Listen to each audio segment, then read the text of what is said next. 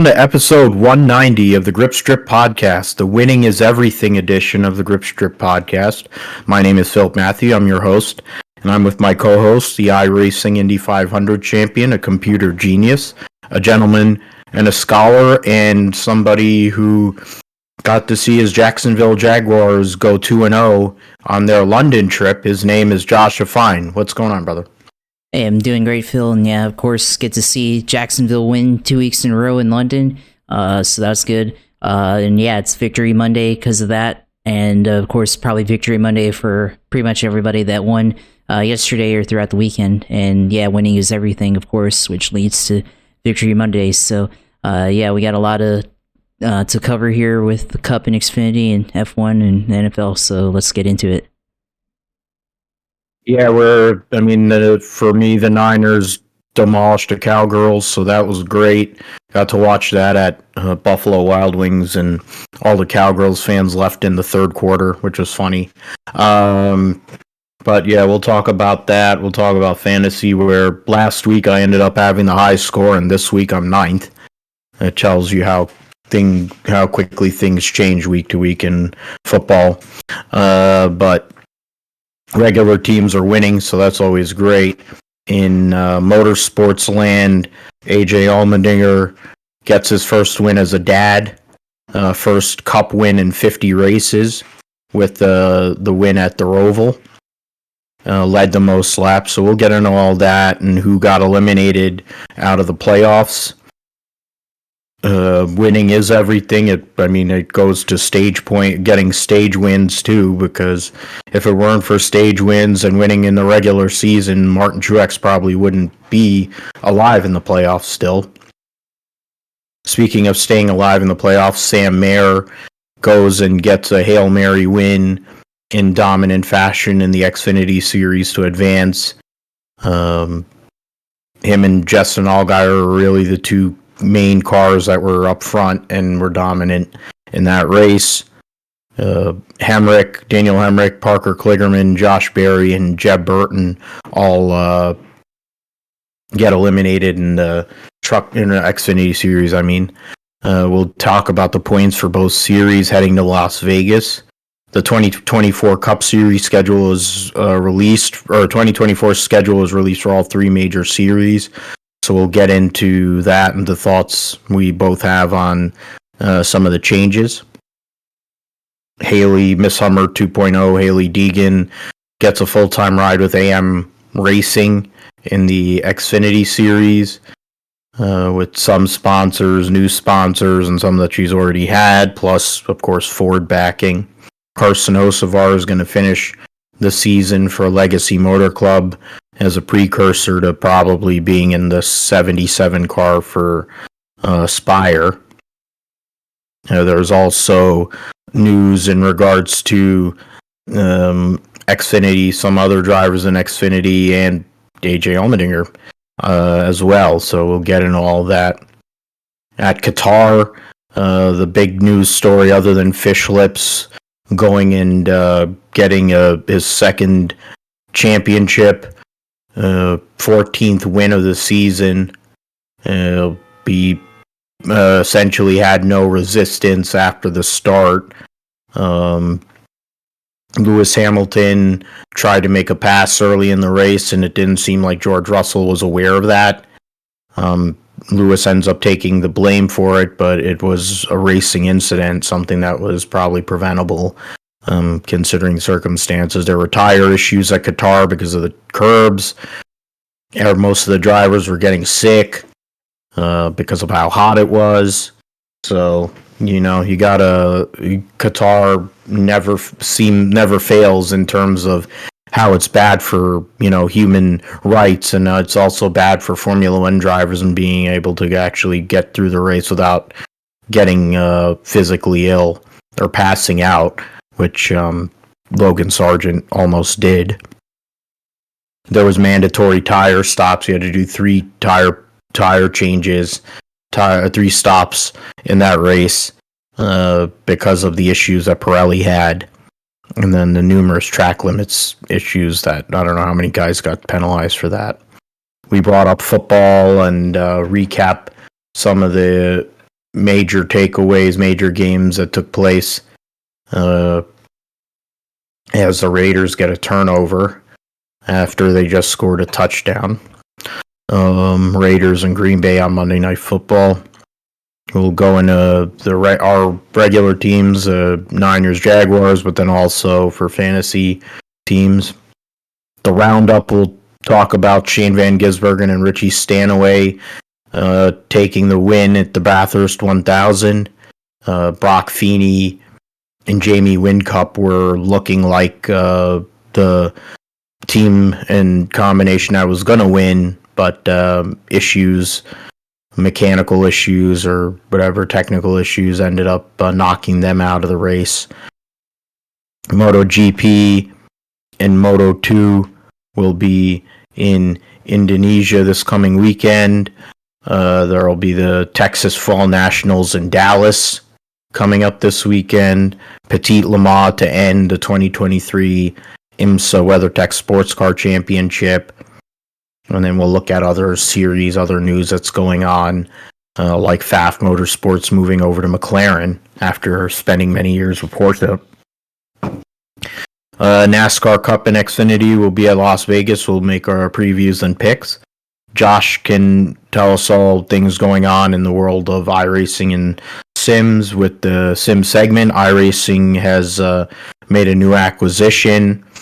I saw on social media as well that Motorsport Games posted video in regards to an IndyCar game, which it's been on and off. We haven't really heard, or we've been waiting on updates in regards to that. So we'll hear from you, Josh, in regards to all that and where you've been racing, and we'll close the deal. So you will go first into the Bank of America Roval 400 at Charlotte Motor Speedway, and Tyler Reddick ended up winning the pole. He won the first stage, and that was essentially where he led the majority of the laps there. He led the first 27 laps of the race, and then from then on wasn't able to get back to the lead, unfortunately for him, but he had a fast race car. The Toyotas were fast all weekend, but in the end, three Chevrolets ended up taking up the podium positions. AJ Allmendinger led 46 laps, the most laps in the race. One of three drivers who led double-digit laps, Reddick, aforementioned, and William Clyde Elliott the second. Reddick and Elliott won both stages. William Byron was making AJ Allmendinger work for that victory there late. His paint scheme on his car was as plain and as bland as his personality. Kyle Busch needed to win the race, ran up front for a good amount of the day, ended up finishing third, gets eliminated. Keebler Gibbs finished fourth, Joey Logano fifth. Reddick, Christopher Buescher, Alex Bowman, Elliott, Ross Chastain. Ross Chastain was trying to stay alive after finishing second in points last year, finishes 10th, falls short of the cutoff there. And, mostly Chevrolets. You had, how many Toyotas won? Two Toyotas end up being in the top 10, even though there was plenty of Toyotas early in the race. Ryan Preece finishes 11th, Ryan Blaney 12th, Kyle Larson from tailback after he wrecked in practice to 13th, Bald Spot Dylan, Christopher Bell, who started second, led 9 laps. I'm trying to see, Blaney led 6 laps, Kyle Busch led 6 laps, and then Bubba Wallace, who started 4th, ended up getting some stage points, but ended his race in 16th. Gets eliminated. Brad Keselowski also gets eliminated. Martin Truex is lucky that he did so well in the regular season, because, my goodness, he's been god-awful in the playoffs. And Denny Hamlin ended up falling out of the race because of an incident he had with the 77 car. And because of the damaged vehicle policy, couldn't get back into the race. Daniel Suarez got into Bubba Wallace and Eric Jones a few laps later, and also took out Michael McDowell in the process. So there was that. And then Richard ended up catching fire, and his Totino's pizza rolls were extra toasty there. So so that's about it. AJ Allmendinger, we know he's a noted road racer for many years. His prowess has always been there. Open wheel driver, came to NASCAR, has won the most races in the Xfinity Series on road courses. He won in the Gen 6 car at the first Indianapolis road race because Chase Briscoe and Denny Hamlin got into it late in that race. He hasn't won a cup race since then until yesterday. Very emotional because of hadn't won since that race in July of 2021. Probably some changes that are coming along the pike too for how Kaulig Racing is going to be doing things or where people are going to be at.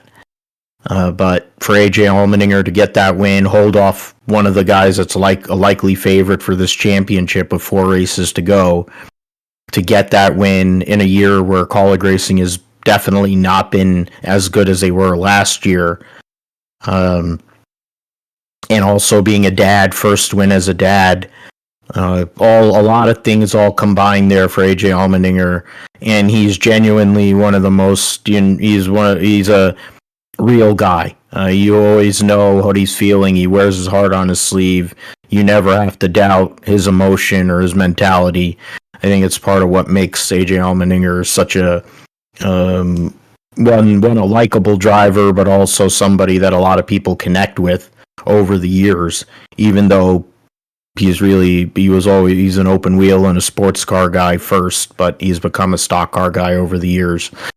But AJ Allmendinger gets to win, gives colleagues something to kind of hang their hat on for a year that's been really bad, Josh, and holds off William Byron in the process. What did you think about Allmendinger's performance there, and some of the other key players that stood out to you during the day itself at the Roval?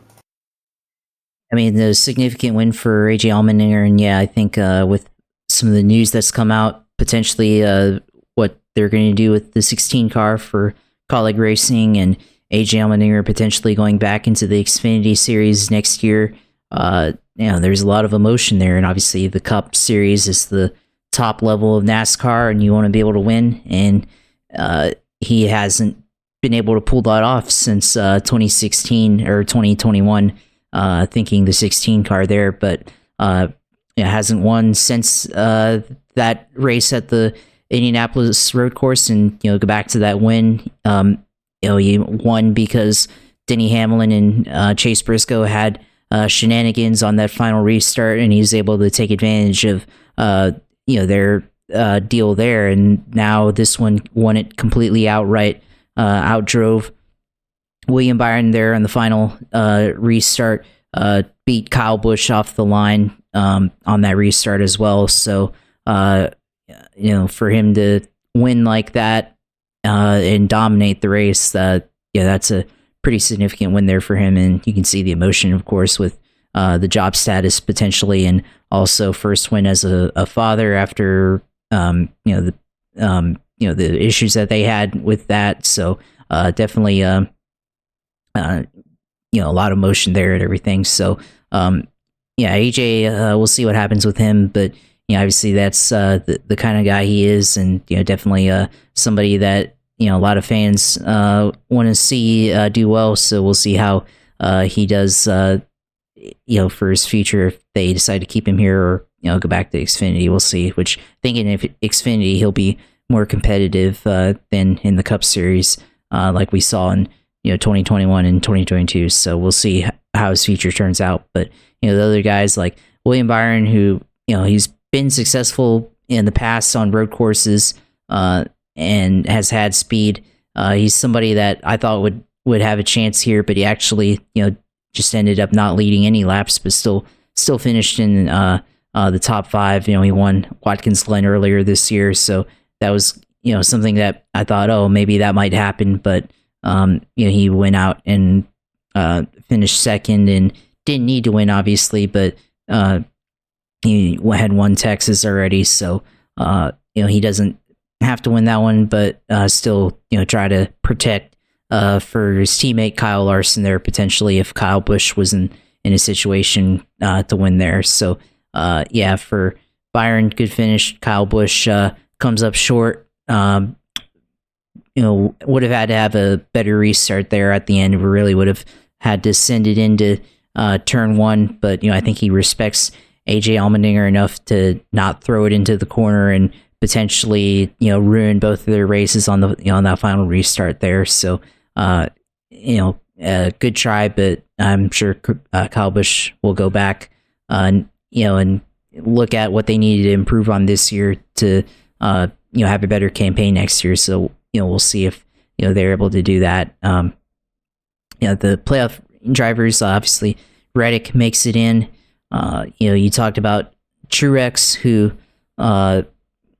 he's been basically relying on those playoff points that he and wins that he put up in the regular season, and definitely has not performed throughout this playoffs. Is definitely carrying the momentum from those playoff points and everything, and now potentially he could backdoor his way into the playoffs and into the championship 4 because of the point advantage that he has from the regular season, and that's going to be interesting if he's able to just back his way into the championship 4 and then suddenly just pull a fast one on everybody and win Phoenix. That's going to be something to see, and I think that should question or be questionable about that. We get into that later, but that's an interesting one there.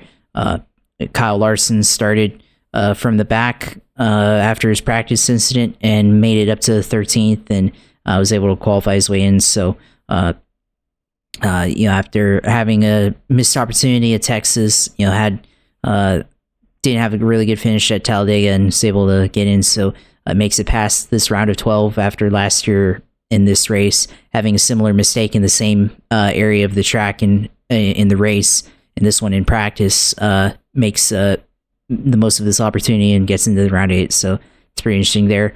But Wallace, I was surprised by his speed in practice and qualifying.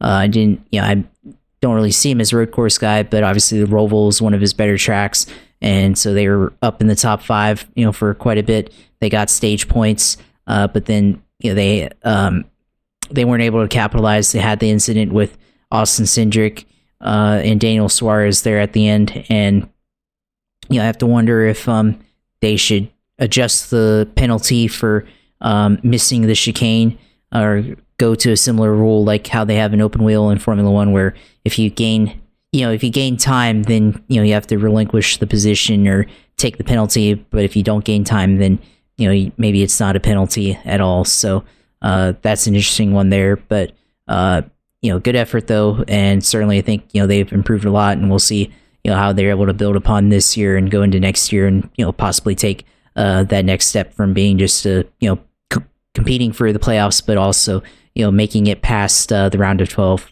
here. Because I think the 4 rounds that we have, I think the round of 12, once you get into the round of 8, I think that shows that you're probably in the top level of the sport here. So yeah, that's a thing to build upon for him. So we'll see that happens. And then of course Denny Hamlin already qualified on points, but then they end up having to finish last on the driver performance vehicle policy, so they'll take the last place finish. So at first the Roval race wasn't that chaotic. It seemed like a typical next gen road course race, and then slowly but surely we had more incidents throughout, and then we had just a ton of cautions in the last 20, 25 laps of the race. So last 30 laps. So yeah, definitely a lot of incidents there. And, potentially could have led to an opportunity for a surprise winner or a playoff shock. But, I think the guys that qualified for the round of 8, I think all of them, I think are the ones that we expected to. And, the ones that didn't make it, I think we kind of expected that they wouldn't make it in. So, I think it kind of played out to the way that we expected. But yeah, I think the only thing shocking to me was the playoff driver not winning. So kudos to AJ Allmendinger possibly getting a final cup win here at the Roval. Yeah, and for when you consider what the changes coming along, whether AJ is a part of that or not, like Josh was mentioning, he did say it in his post-race comments on the track that you never know when your last win is going to come. And talking about 50 races in the Cup Series, think about people who went 400 something races or however many to get a win. So AJ Allmendinger is somebody who's used to winning, especially when he was in Xfinity. He won a lot on different types of racetracks. So something that we have to see and what Kaulig Racing is trying to do in essentially kind of starting over all again in 2024 with new drivers, it seems, and some new things going on in the Cup side and also on the Xfinity side. It looks like there's going to be a lot of movement there as well. So for the first time, I think in a long time, there's a lot of turnover at Kaulig Racing, which is something they haven't really had. So we'll see what happens with that. In terms of the guys that got eliminated, I mean, Brad Keselowski, ever since his car's come along, generally has run well on road courses, but this weekend he just didn't have it. The team didn't have it, really. Bubba, Josh, you mentioned it. I mean, it was the best I think he's ever run on a road course, really. So it wasn't like he didn't give himself a chance. The strategies and traffic and then getting stuck in the field probably was what kind of held him back. The math didn't work in his favor either, outside of him going kamikaze and doing a Keebler Gibbs or something, or some of these other asshats that go and run over everybody to win races. That was the only way he was going to make it, and he wasn't going to do that. You look at Ross Chastain, Trackhouse Racing, for all the expansion and all the other talk that goes on with Justin Marks' team. They've been off for a good part of this season. The wreck at Darlington, which Fat Felon basically, I think, threatened his life, really took away the Ross Chastain that we all knew. The Hail Melon Ross Chastain, the guy that was willing to go for it all. And I think that incident also really affected that organization in general, because they went from being a contender on a week-to-week basis to disappearing. And granted, of course, Suarez has basically been non-existent for the majority of the season too, which people are talking about in different circles in regards to what his future may be, with the likes of Zane Smith in the works, and also Shane Van Gisbergen. But Ross Chastain leading into a year in 2024 where they're going to be driving, he's going to be driving the Busch light car starting next year. The sponsorship money and dollars that they've been spreading across both of those cars. I guess they'll be able to spread it across the 99 and whatever number car that it's going to be for Zane Smith, because Busch is going to sponsor Ross Chastain, but they won't. Their best case scenario is finishing 5th in points. I mentioned those three, and then Kyle Busch, he was wildly inconsistent. Got to a point where he was doing stuff that I've never seen Kyle Busch do before, which is crash a lot. I mean, even when he was a rookie, he didn't crash at the clip that he was doing here the last few months. And he even said it. I mean, Kyle Busch is not big on talking, but he's like, I need to change how I'm doing things because whatever I'm doing is not working. I'm wrecking every week like 10 laps in the races, which is not Kyle Busch. And he had a clean run yesterday, but it wasn't enough. They've been lacking speed. The RCR cars have been lacking speed probably for the last 3-4 months. And I think that's part of the reason why Kyle has been overdriving, even for somebody of his talent and his success. Even he knows that he has to go and push a little harder, but these cars don't really respond to that. I think it's probably part of the reason why Jimmy has had such a big problem getting back into driving these cup cars, because he's used to driving hard, and it's more of a finesse-based vehicle. And Kyle Busch is somebody that can kind of play both sides, but he's a hard charger as well. So it's something that we're going to have to see going into 2024, how RCR responds, how they build with Kyle, because that's their lead dog, because Austin Dillon sucks. So we'll see what happens with that. But now we're into the round of 8, 2 cookie cutters, and Martinsville. So we'll see what happens with all of that. The points heading into the round of 8, William Byron leads the point standings, plus 20 over the cut line. Martin Truex goes from being on the bump spot essentially to plus 15 over the cut line. Denny Hamlin is plus 11, and Kyle Larson is plus 3 over Christopher Buescher. Tyler Reddick and Christopher Bell are minus 8, and Ryan Blaney is minus 10. So it's pretty close. It's not all that crazy to think there could be a lot of turnover here. If William Byron struggles at Las Vegas, for example, it could flip this thing right on its lid. Martin Truex hasn't really had a good race so far in the playoffs through 6 races.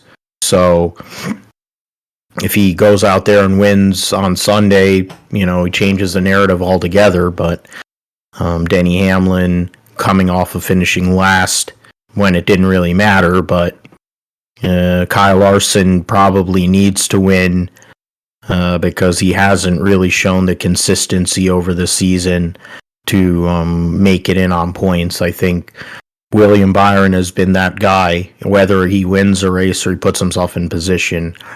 But the curiosity is definitely with those 4 drivers. Chris Buescher, can he back his way into the final 4, give himself a chance? Reddick has been inconsistent, but when he's fast, he's really fast. Christopher Bell has a similar feel to last year. He hasn't been as prolific, but he's right there. Adam Stevens, they took a gamble yesterday, tried to go and get track position early in the race with the pitting, and it worked, but it didn't work out late in the day. And Ryan Blaney, he's free rolling. So I think that's a scary proposition for everybody, that Ryan Blaney, I think both the Ford guys are just dice rolling right now. The expectations are for the Toyota guys, the Gibbs guys, the 3 Gibbs guys, and of course 2311, the 4 Toyotas, and for the 2 Hendrick cars, they're expected to be in this spot right here. Ryan Blaney's run well enough to be in the final 8, and Chris Buescher has done that as well, but the Fords have definitely been off this year, so they're free rolling, which I think is a scary deal for them. It feels in a lot of ways it has it harkens back to last year with what Chase Briscoe was doing, not as a winner, but putting himself in positions to gamble. And because of that, you could possibly go and get a win in one of these races and advance into the final 4, and who knows, he might be able to go and pull what Joey Logano did last year, or what Larson did a couple of years ago. So we'll move forward into the Xfinity Series race, the Drive for the Cure 250, which saw Sam Mayer lead 50 of the race's 67 laps. The race was so quick, it even with the late cautions, it only just got to 2 hours. So it shows how relatively there's only 4 cautions, for 2 for stages, one was for stage 1. They had a stage 2 plus a spin for Connor Daly, a 1 debris caution, and then the wreck between Justin Allgaier and Jeb Burton, which in turn kind of took Jeb Burton. He was really needing a miracle, but that wreck basically took him out of it. Sam Mayer needed the win. He gets the win, leads 50 laps. Allgaier led 10, so 60 of the race's 67 laps were led by 2 drivers. Cole Custer locked himself in after the first stage, finished second. Josh Berry lost power steering, but finished third. Riley Herbst fourth, so 2 Stuart Haas cars in the top 5. Kaz Gralla fifth after starting 14th in the Sam Hunt Toyota. Parker Kligerman finished 6th after starting 6th. Daniel Hemrick finished 2nd in both stages, ended up finishing 7th, falling 2 points short there. John Hunter Nemechek, after starting tailback, won stage 2, finished 8th. Austin Hill 9th, Sheldon Creed 10th, holding on for dear life, backing in there. Sammy Smith and Chandler Smith 11th and 12th. Myatt Snyder, the 19, is of course running for owner's points, finishes 14th. I mentioned the other 2 guys that are involved in incidents. Alex LeBay started 10th, finished 15th. Jordan Taylor, driving for Colleague, started 12th, finished 16th. And that's really it there. Buckshot Jones was started 11th, but ended up 29th. There were 33 cars on the lead lap. Only Jeb Burton, Connor Daly, Ryan Ellis, and Jeb Burton and Connor Daly were on a lap down. The other 3 cars, Ellis, Allgaier, Moffitt, fell out of the race with various issues.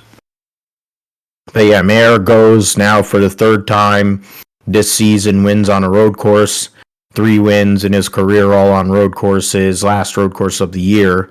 So we'll see what Sam Mayer can do on ovals to try and give himself a chance to make the final 4.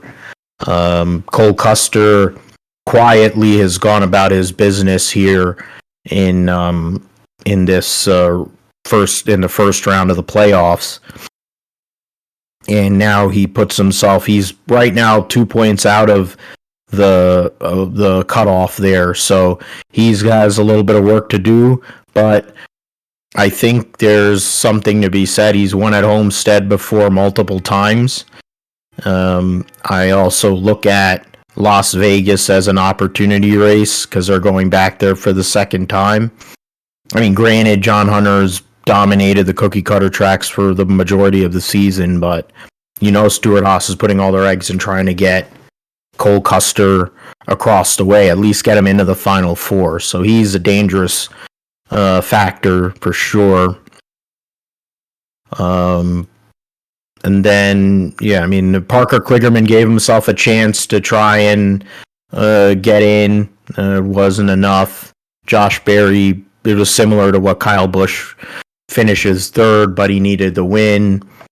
Daniel Hemrick ran up front most of the day, but didn't have the position when he needed it most, and unfortunately falls short.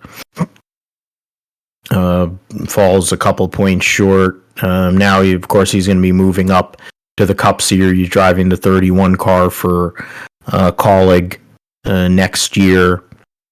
In terms of the Yeah, driver's points. It's here. The driver's points. It shows. Yeah, prior. Oh, that's prior to. Oh no, that's the Reese. That's the overall points. Because I'm trying to see here. Yeah, so it was. Yeah, Daniel Hemrick ended up finishing 2 points out, and Kligerman was 5 points out. And then Barry and Burton. But yeah, so that was that. I mean, John Hunter Nemechek is glad they don't have any more road races this year because he's been the drizzling shits at road courses this year. Destroyed a lot of equipment, but he ended up getting a top 10 out of it.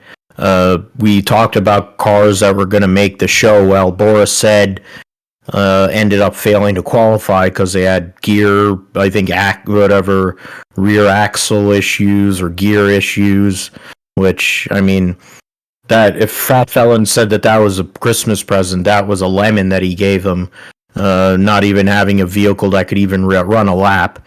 It's pretty pathetic. Preston Pardis ends up not having the pace or whatever to make the show, which is shocking because he's been able to qualify on speed for a lot of the races that he's been in, whether he's driven for DGM or for his family organization. Andy Lally also had issues with a new organization, and then the 74 team with Devin Jones, whoever he is.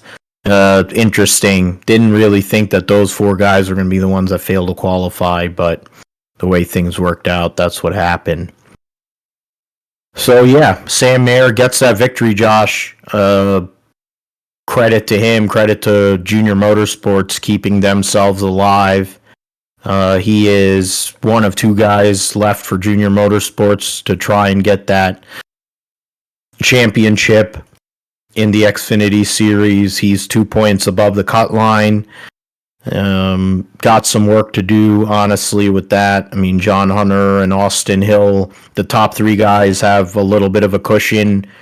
But Sam Mayer is going to have to put together a really solid round here to possibly give himself a chance to get a championship run at Phoenix. But he has shown that in late race situations, he's been able to clutch up. And in this case, on Saturday, just flat out whooped everybody. Yeah, Sam Mayer somehow just is able to figure out how to win on road courses after he's been here for 2 full seasons now, and winning on road courses, wouldn't expect it, but now seems like he's the road course guy now, and we'll have to see how he makes it into the Final 4 here. Definitely a tough task, but he's gonna have to rely on the knowledge and experience of his Junior Motorsports teammates. We've seen the one car has won before at Las Vegas with Josh Berry behind the wheel in 2021. So we'll see if he gives him some pointers there, and how he's able to go out and potentially win the race or get setup help or something like that. And then of course got Homestead coming up, and then Martinsville. And we've seen Sam Mayer run up front at Martinsville before, have an opportunity to win. Go back to last year with him and Ty Gibbs in the spring Martinsville race there in Xfinity. So we'll see how close he can get to possibly making it into the Final 4 in Xfinity. As far as the other people, you talked about Josh Berry. Josh Berry's been actually a pretty good road racer here at the Charlotte Roval based on his past results, but just came up short here. Definitely a long shot to get in on points and needed to win to get in, but didn't have the speed and everything like his teammate did. So he doesn't make it in. And I saw on social media a lot of people questioning whether Josh Berry really should be in the 4 car next year because he didn't really win anything in Xfinity this year. But I think look at his career performance so far in NASCAR, I think he deserves the Cup ride. and look at how he was able to perform in Cup this year in Hendrick equipment. Did a solid job there, and was able to convince SHR to sign him without any sponsorship. So coming in, so obviously I think he does deserve the ride there. So just not going to be able to compete for a title, and I guess go out for wins here. So we'll see if he's able to do that in the last 4 races here at his Xfinity career with Junior Motorsports. Kaz Gralla, solid road racer, finished in the top 5. Him and Parker Kligerman were fighting for position. Potentially, Daniel Hemrick, if he would have passed both of them, would have made it into the final or to the round of 8 over Sheldon Creed. But 3 wide finish there, pretty interesting. Parker Kligerman trying to get one more position, and then Kaz Gralla was able to pass him back, coming to the line, and Daniel Hemrick almost got them both. So that's pretty interesting there. Hemrick, of course, gets eliminated, but he's going to Cup next year. So we'll see how he does in Cup. But Xfinity career definitely fairly lacking in terms of wins. Somebody that just gets a solid top 10, solid driver, but just hasn't ever won except for that one time in the Xfinity Series championship race in 2021.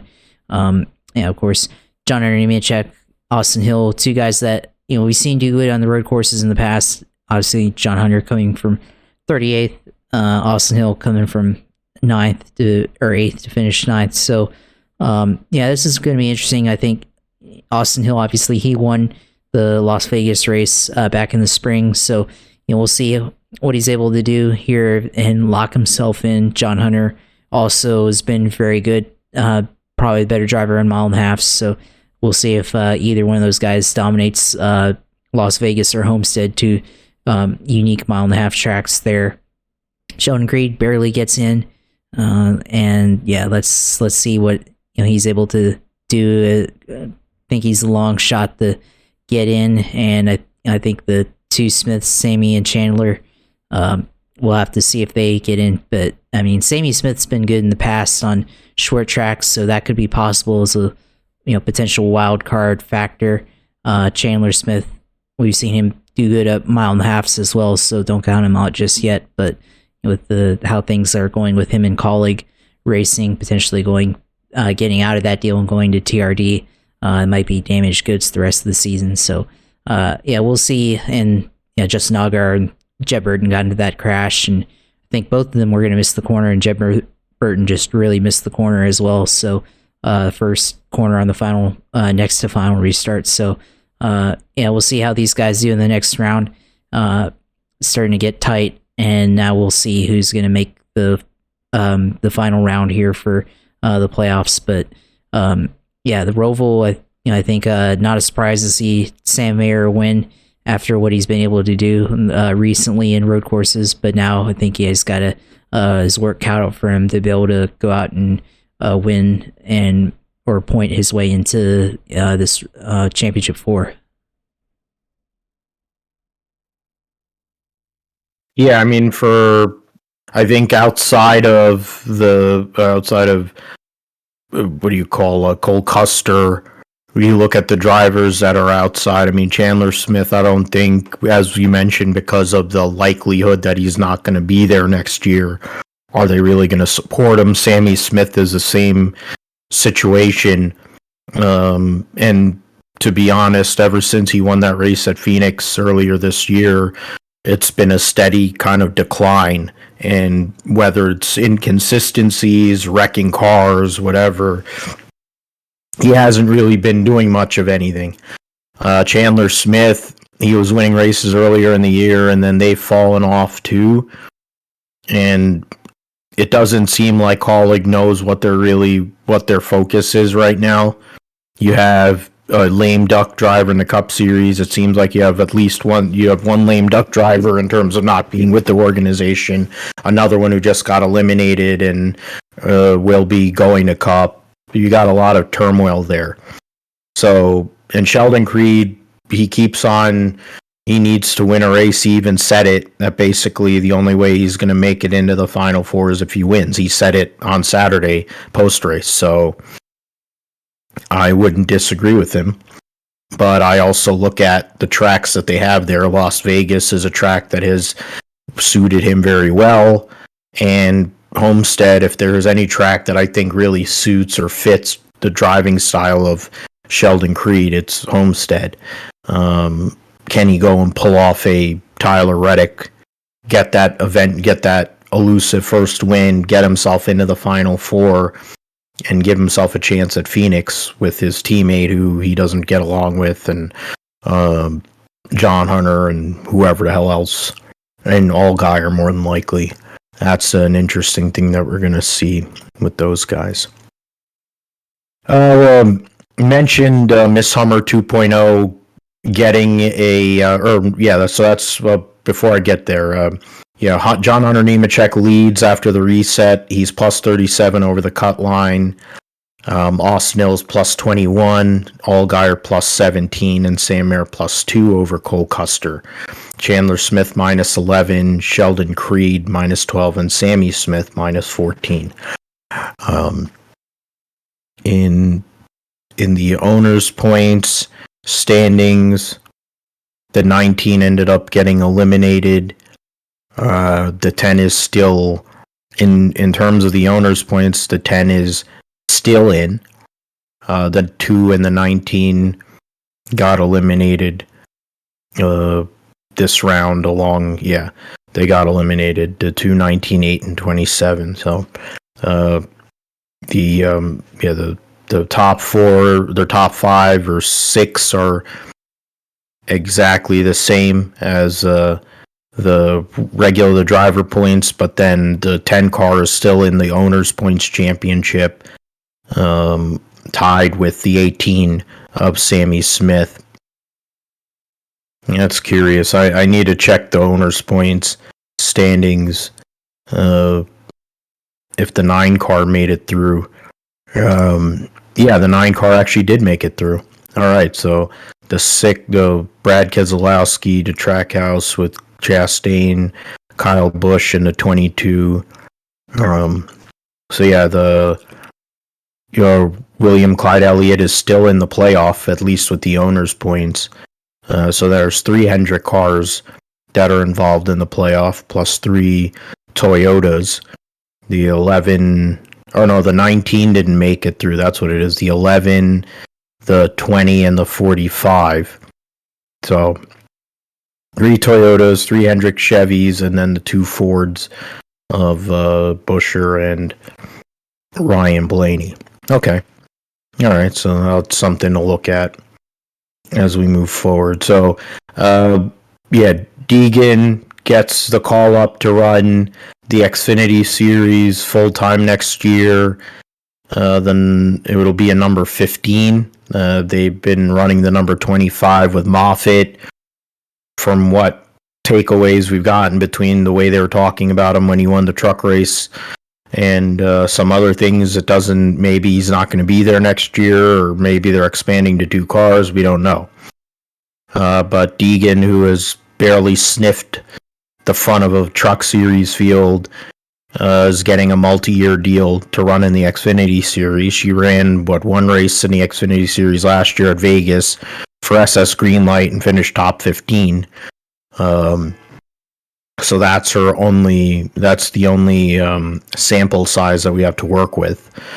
Is that enough merit to go and get a ride? No, it's more a case of, she has a vagina and she has a lot of money, and people insist on her being marketable, even though she's got a whiny voice and she's got horse teeth. But whatever, I guess she's coming up.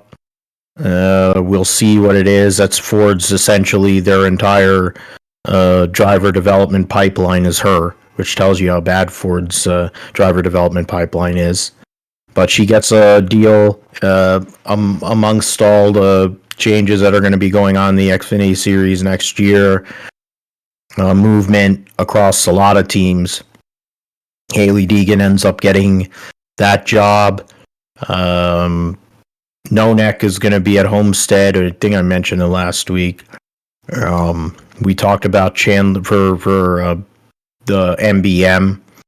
Chandler Smith. He was with Kyle Busch Motorsports, driving in the Toyotas for a few years before he moved over to Kaulig. Now it seems like he's going to buy himself out of that to go and drive the 18 car, I would assume, or the 20. It doesn't really matter, whichever one it is.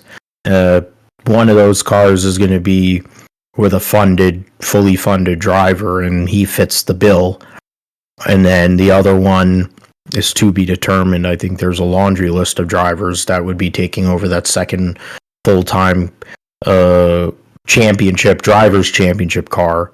And then the third car would be for the owners. So that'll be something to look at there. You mentioned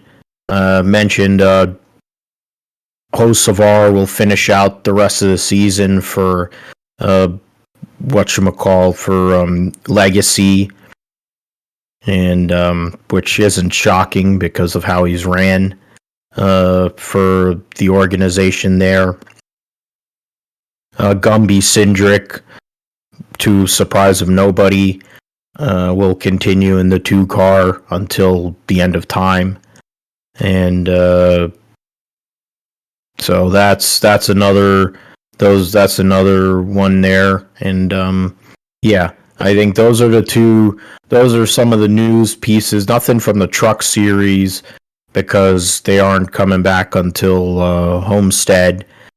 But yeah, that's, I guess we have to talk about it. I mean, what did you think, Josh, when you heard that Hailie Deegan's moving up to the Xfinity series and has got a multi-year deal to go and run Xfinity relative to what she basically has done since getting into the ARCA series, 2-3 years ago, where there really hasn't been a whole lot of great results.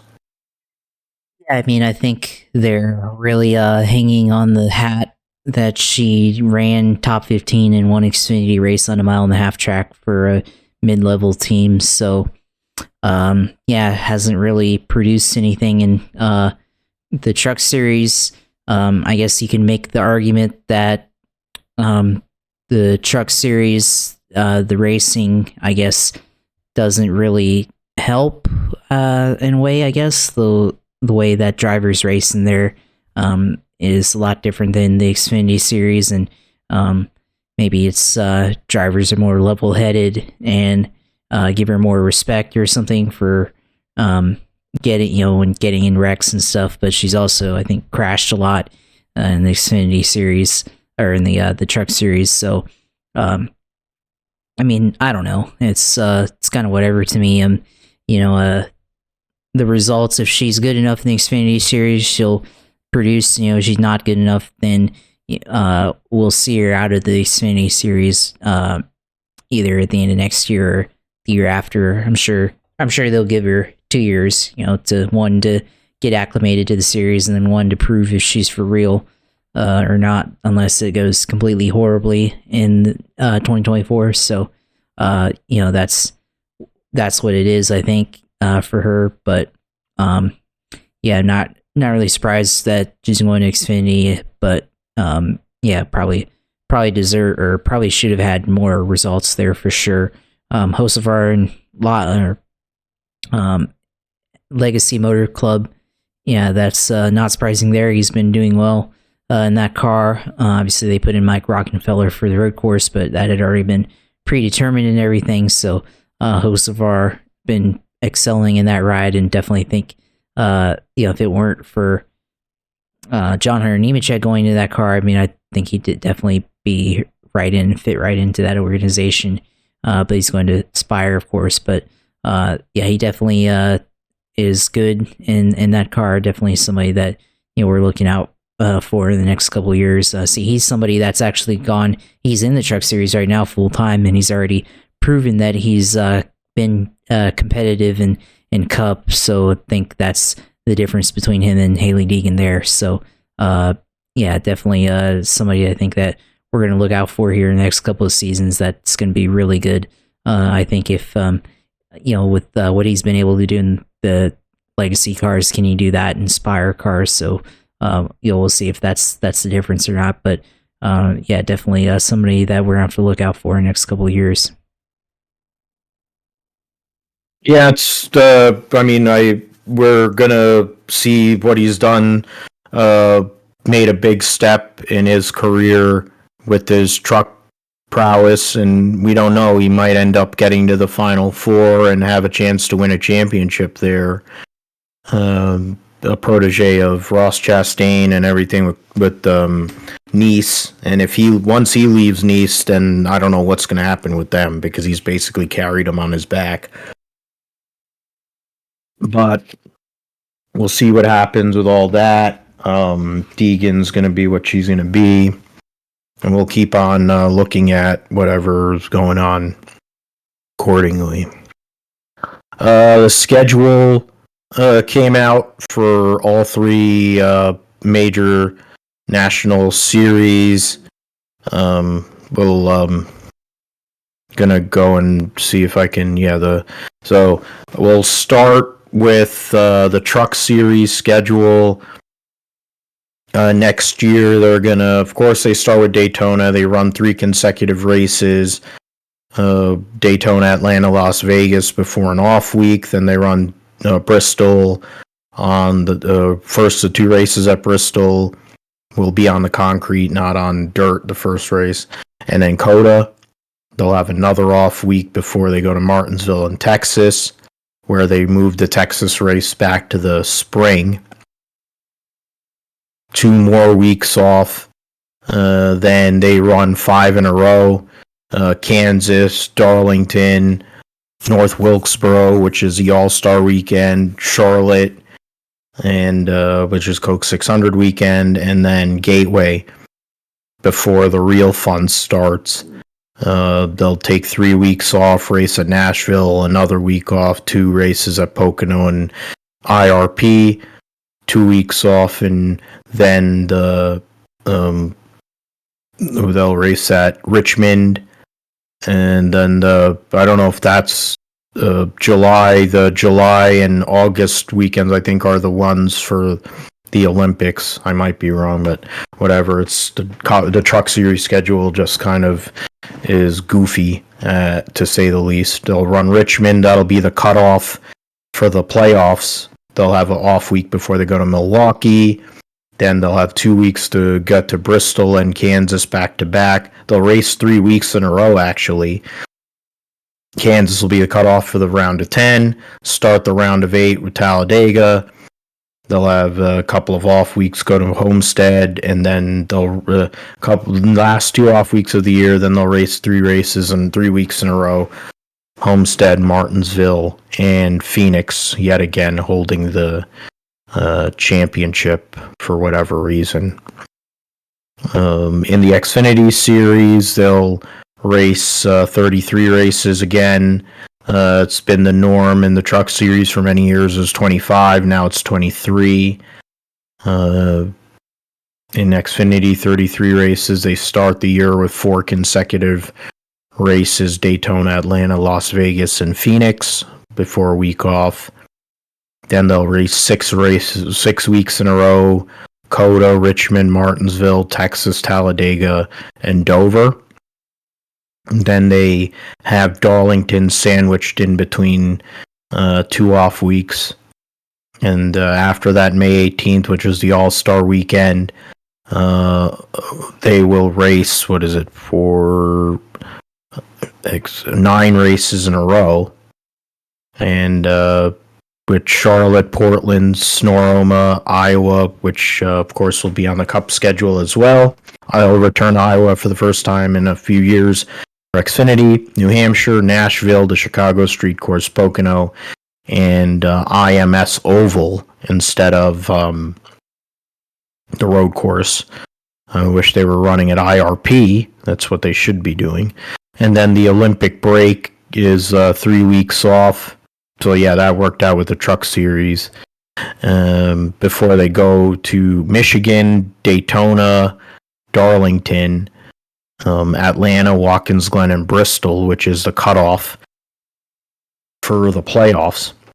The Xfinity playoffs do not start until the end of September next year because of the Olympic break. They'll race Kansas, Talladega, and Charlotte.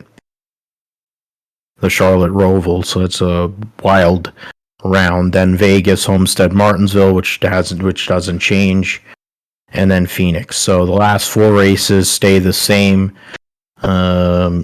Essentially, the playoff itself doesn't change. Bristol was where the playoff started this year, but instead it's the cutoff. So that's Xfinity. And then Cup Series, the Olympic break is what stands out, of course, for them. They have, outside of those 2 weeks, they do not have an off. Those are the only 2 off weeks that the Cup Series has the whole year. They start, of course, at the Clash on February 4th, which is the week before the Super Bowl, and at the Coliseum. Then they race the Daytona 500 on the 18th. February 18th. Then they go to Atlanta, Las Vegas, Phoenix, Bristol, CoTA. Richmond is going to be on Easter night it'll be on Easter Sunday night at Richmond, which will be something and very cold. They'll race at Martinsville, Texas, Talladega, Dover, Kansas, and Darlington. And Darlington will be on Mother's Day weekend before they run the All-Star race. The rest of the Fox portion of the schedule is Coca-Cola 600, Gateway, and Snoroma. So that'll be the first 16 races. Father's Day weekend returns as a date for a race. It used to be at Michigan for many, many years now. Iowa Speedway will host their first ever Cup race on Father's Day Sunday night on USA for that race. Then they'll go to New Hampshire, Nashville, the Chicago Street Course, Pocono, and the Brickyard 400, the 30th anniversary of the Brickyard 400, which will then lead into the Olympic break. So they'll race 23 weeks in a row. They'll race for 6 months. Basically, for 6 months, there's going to be a race, a Cup Series race, until they get a break, and then they'll run out the last 14 weeks of the season consecutively. Richmond, Michigan, Daytona is not the cutoff this coming year. The Darlington Southern 500 will be. Instead of the first race in the playoff, there'll be the cutoff, which will be something. The playoffs start with Atlanta Motor Speedway, which is a super speedway type race. Watkins Glen, for the first time since they returned to NASCAR, the NASCAR schedule in 1986 has been moved from their August date to September. So that'll be interesting how that all works out weather-wise. And then Bristol will be the cutoff of the round of 16. Kansas, Talladega, Charlotte is the same as this year. Then Las Vegas, Homestead, Martinsville, same as this year, and Phoenix. So the only real adjustments in the playoff is in the first round. The second and third and final round are all the same racetracks. But some changes there. 2 races at Atlanta. Not really too keen on that. Moving the Glen into the playoff. I mean, I love Watkins Glen, so I don't really mind it. But when you consider how this car races on road courses, is that really the best track to be going to? I mean, the Roval is a carnage-filled deal, but I mean, are we really getting the best out of it if we're racing at Watkins Glen? It was a runaway this year. The rest of these races, I mean, Talladega's Talladega. I'll never be a fan of it, but the other races I can kind of deal with outside of Phoenix. Phoenix is terrible, but we're stuck having to deal with having Phoenix on the schedule for 2 races. Having the Brickyard 400 back is great. Also, with it leading into the Olympic break is cool.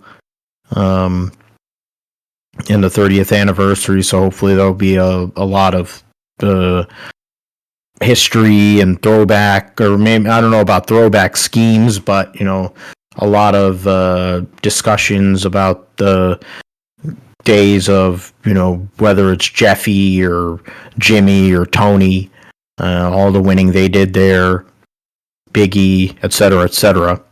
Dale Jarrett, of course, being on the NBC telecast. I'm sure they'll talk about it because he's a 3-time winner there. Chicago returns for a second year, so that'll be interesting. Iowa Speedway, for the first time ever, gets on the Cup schedule. Their race for the Cup and Xfinity Series is a month before the IndyCar doubleheader, so we'll see how that affects the attendance there. Texas moves back to the spring, where they were for many, many years. That's where their first date was, in the springtime in April, so that'll probably be a lot more palatable for the fans to go to. Richmond racing on Easter Sunday night. Last couple of years it's been Bristol dirt, but instead it moves back a couple weeks there. So, yeah, we went through all the schedules, certain changes. I mean, the Truck Series schedule is really disjointed, and I don't know, they should probably cut down to 20 races and start their season later. I think it would make more sense to condense their schedule. They don't have to race at Daytona. If you really want to race at Daytona, they could race in Daytona in July or August or whatever, instead of opening the season there. I think it's stupid. Because also, when you consider in the Truck Series, they just yard sale half the vehicles there too. They used to, for years and years, had 25 races, but I think the way the series is now and the way the purses are, they'd be better off having less. You go and have 14, 12 races or something, and then, or something like that. You'll run the first 12 races of the season, or 14 races, and that leaves 6 races. So 3 and 2, and no, that doesn't work. So I'm trying to figure out the number it would be. So it was like 14, 3, 17, 3, 2, 1. I don't know. I guess a 2-race round probably would be anticlimactic, but I don't know. I think if it were me, I would do a 3-race round just like they do in these other rounds, instead of having a 1-race playoff, winner and take all kind of deal. It would probably be a little bit more, it'll be fairer than what they have right now. So if they did a 20-race schedule, you could run the first 14 races of the season, eliminate down to whatever 8 drivers, and then after 3 races, eliminate down to 4. And have a 3-race championship, and if you're in whatever, affect the points accordingly and determine a champion that way. But that would be me. What did you think, Josh, about the schedules and some of the changes? I mean, obviously you go to Daytona for the races there. So how does the change of moving Daytona back affect your possibility of going to watch the Coke Zero 400, and anything else that really stood out to you? I think logistically, I mean, like, for me going to Daytona, I don't think it changes, like, the ability to go to Daytona or anything like that. I mean, in fact, the weekend might work out better for me, personally, but on that weekend, but I do think it does change the intensity of it being a elimination, cutoff race in terms of the regular season. Obviously, it's still a wild card race because things can still happen where somebody gets eliminated, or not eliminated, but has to race their way in the playoffs, just like at Talladega in the spring. Obviously there's opportunity there, and I still think there's going to be the same level of desperation, but all the attention that they put on making this the elimination race, and how they marketed it the last couple of years, like why is this race supposed to be important? Now that we've moved it from its traditional date on the 4th of July, it does lose some of that. And then moving the cutoff race to Darlington, obviously now we're gonna there's gonna be no surprises, and who has the last chance to make it in. And of course, if somebody does make it in, it's going to be because they figured out the setup at Darlington and they were able to handle that track. So I mean, from that perspective, that's kind of interesting, why they switched it up, and talked about it in recent weeks, of course, but having the schedule tied to the TV broadcaster and having the Olympic break put in, I think that does hamper their decision making for how they want to market the sport. I think if they're gonna have a 2-week break, they may as well just adopt Formula One's idea and have a 2-week break built in at the end of the summer or in the middle of the summer, and give them off time mandatory, not just because the worldwide sporting event is going on and you have the broadcaster and broadcasting personalities, Rick Allen, Dale Jr., Lee Diffie, Marty Snyder, probably all going to be in the Olympics in Paris. So, from that perspective, they may as well just have that built in every year, and still trying to understand why they had to switch the dates. So I guess they had to have Darlington on the Labor Day weekend, and then because they're pushing everything a week back, so they had to have Darlington on Labor Day weekend. Daytona still has on the same calendar date, but it's just the schedule itself being pushed back. And then I don't really understand starting out with Atlanta, both in the beginning of the year after Daytona, and then at the end of, or the start of the playoffs, because then it definitely leads to a lot of carnage going in. And I was listening to Denny Hamlin's podcast earlier, before this show, and he's talking about how the schedule doesn't really show who's the best driver throughout the year. It's just who gets the most lucky. And I think at certain points during the season, definitely the luck is more of a factor than the actual ability of the drivers, and to test who is the best driver in the Cup Series. So I kind of agree with that. And starting out the schedule with Atlanta is really questionable.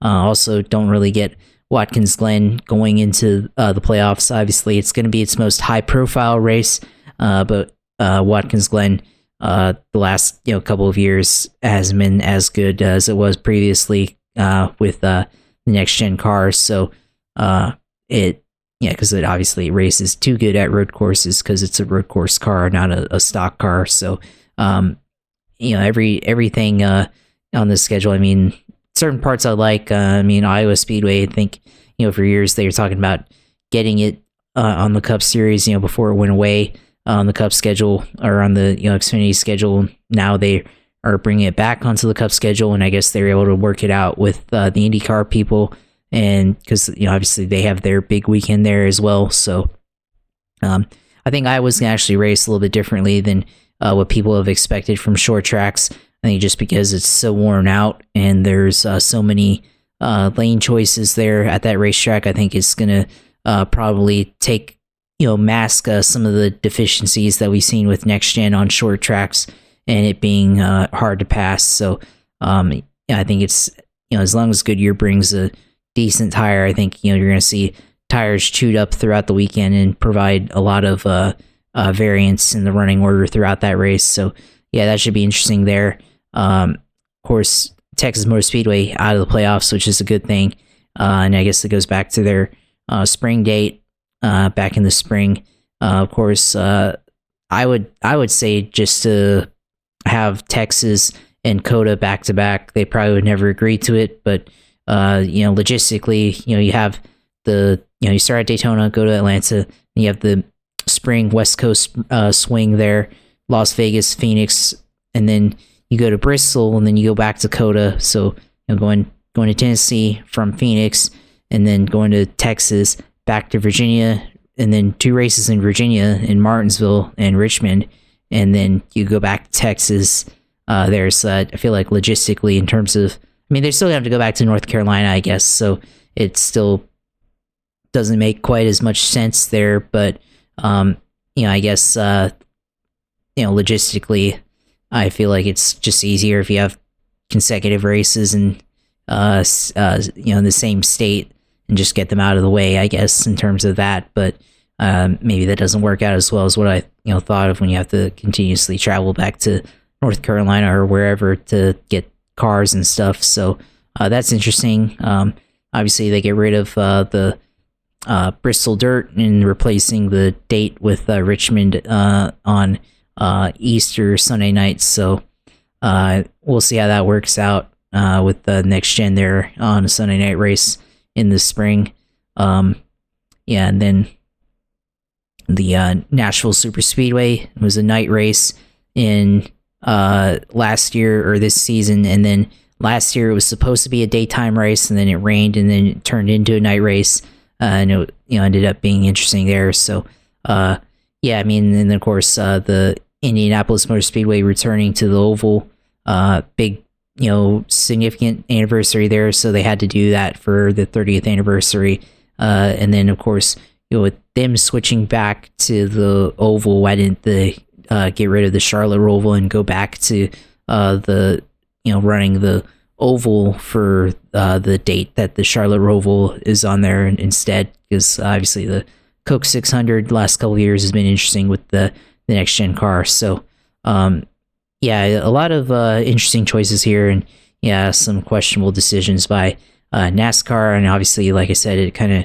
shows the decision making when you're tied to a TV partner for one half of the year and everything. You have to wonder if they have to start rethinking that so that they're not bound by the TV partner and everything. And of course, the TV partner and Fox saying that, well, we need to have 2 super speedways to start the year with Daytona and Atlanta, the fake super speedway. So that's a lot of interesting decision there, and we'll see how well it works out and everything. So I'm not like too broken up about it, but definitely that's something that shows I guess the priorities and that they have in NASCAR. So still gonna be an interesting season, I bet. But it's definitely gonna play out a lot differently than what we've seen in the past couple of years.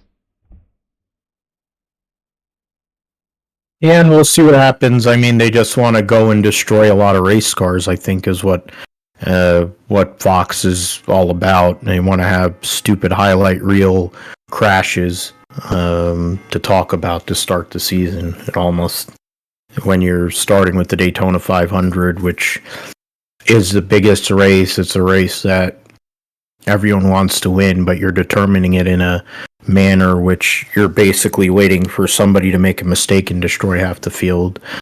And then Atlanta, which is just a joke, but whatever. They don't need 2 races. If you're going to have them open the playoffs, then they could end up not being on the schedule or whatever. You could run a different place. I am also of the, because if you're going to take away races from the Northeast and make them only have 1 race weekend a year, you can do that with places like Darlington, Daytona, Talladega, Richmond. Until you make a product that's actually functional on a super speedway or on a short track, you don't need 2 races at a lot of these tracks. It's dumb, and you could go to other places. And NASCAR, with all the money they make, they can invest in some of these places. They're full of crap, is what it is, and why they don't do that. Well, we'll see what happens with the schedule and how everything kind of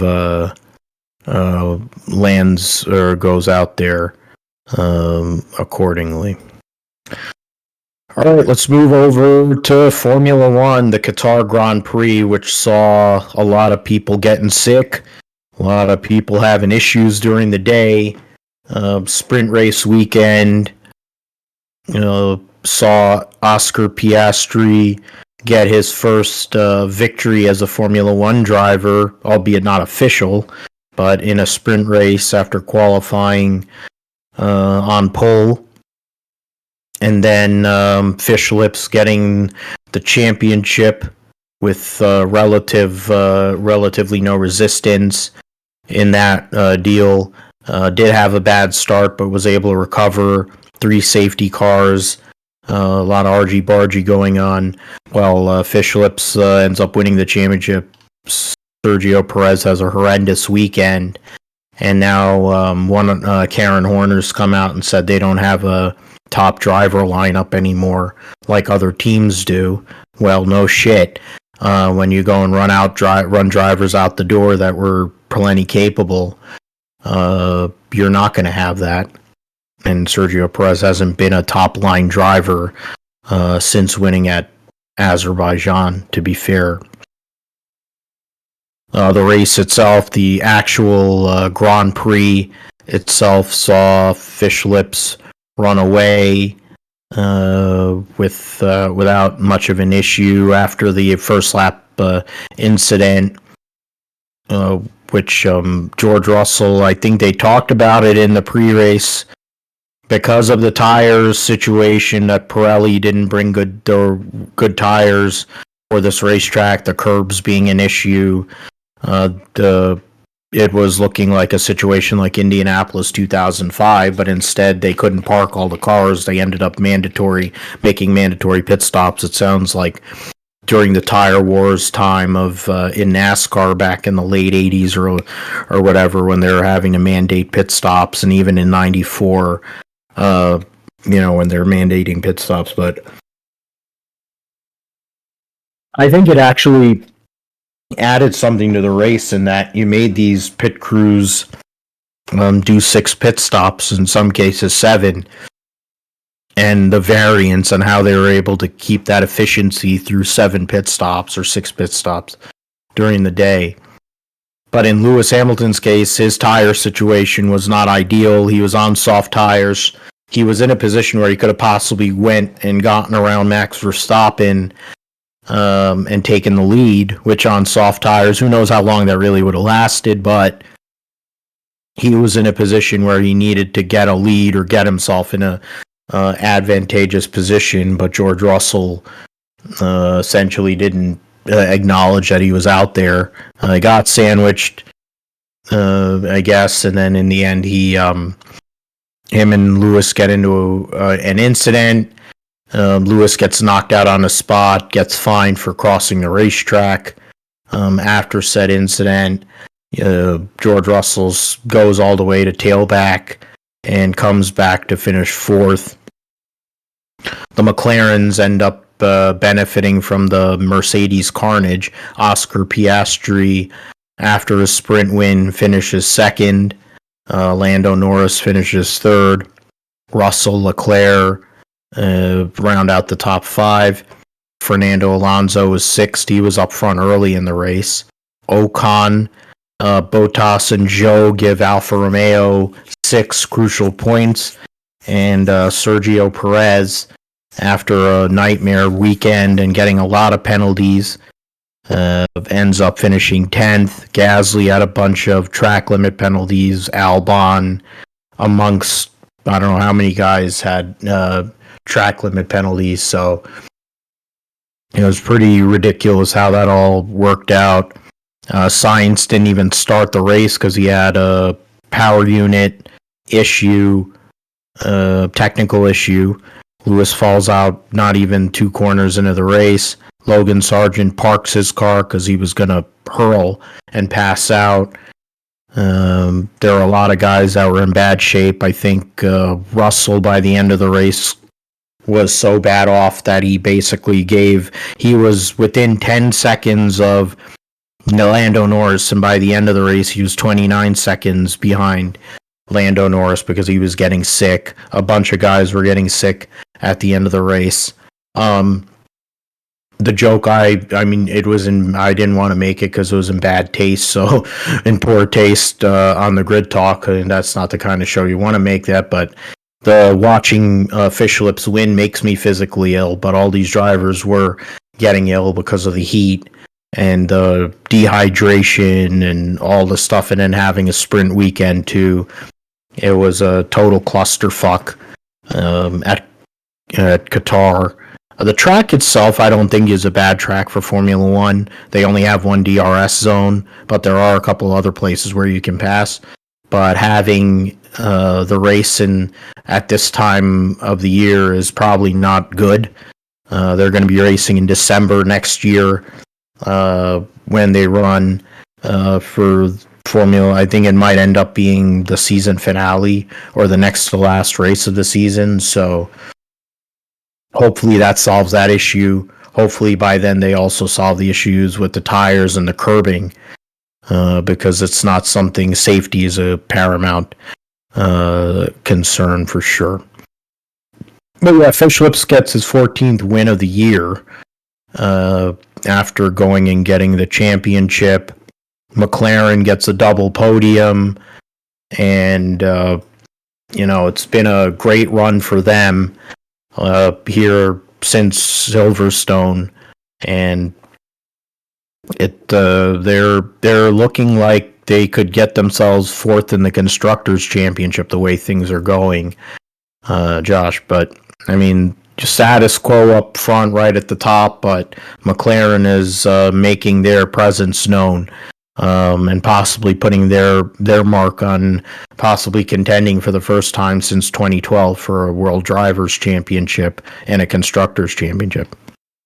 Yeah, I mean, I think, besides Max Verstappen winning, which is, definitely not surprising there. I think the last, few races or so, McLaren has really turned a corner, and they've, gotten another double podium here in Qatar. So, as long as they continue their pace, throughout the end of the year and build on that and come out next year, and they have speed, I definitely think that they could have a chance at potentially competing for a Drivers' Championship, and definitely in the running for Constructors' Championship. They definitely have been able to work well together with Piastri and Norris.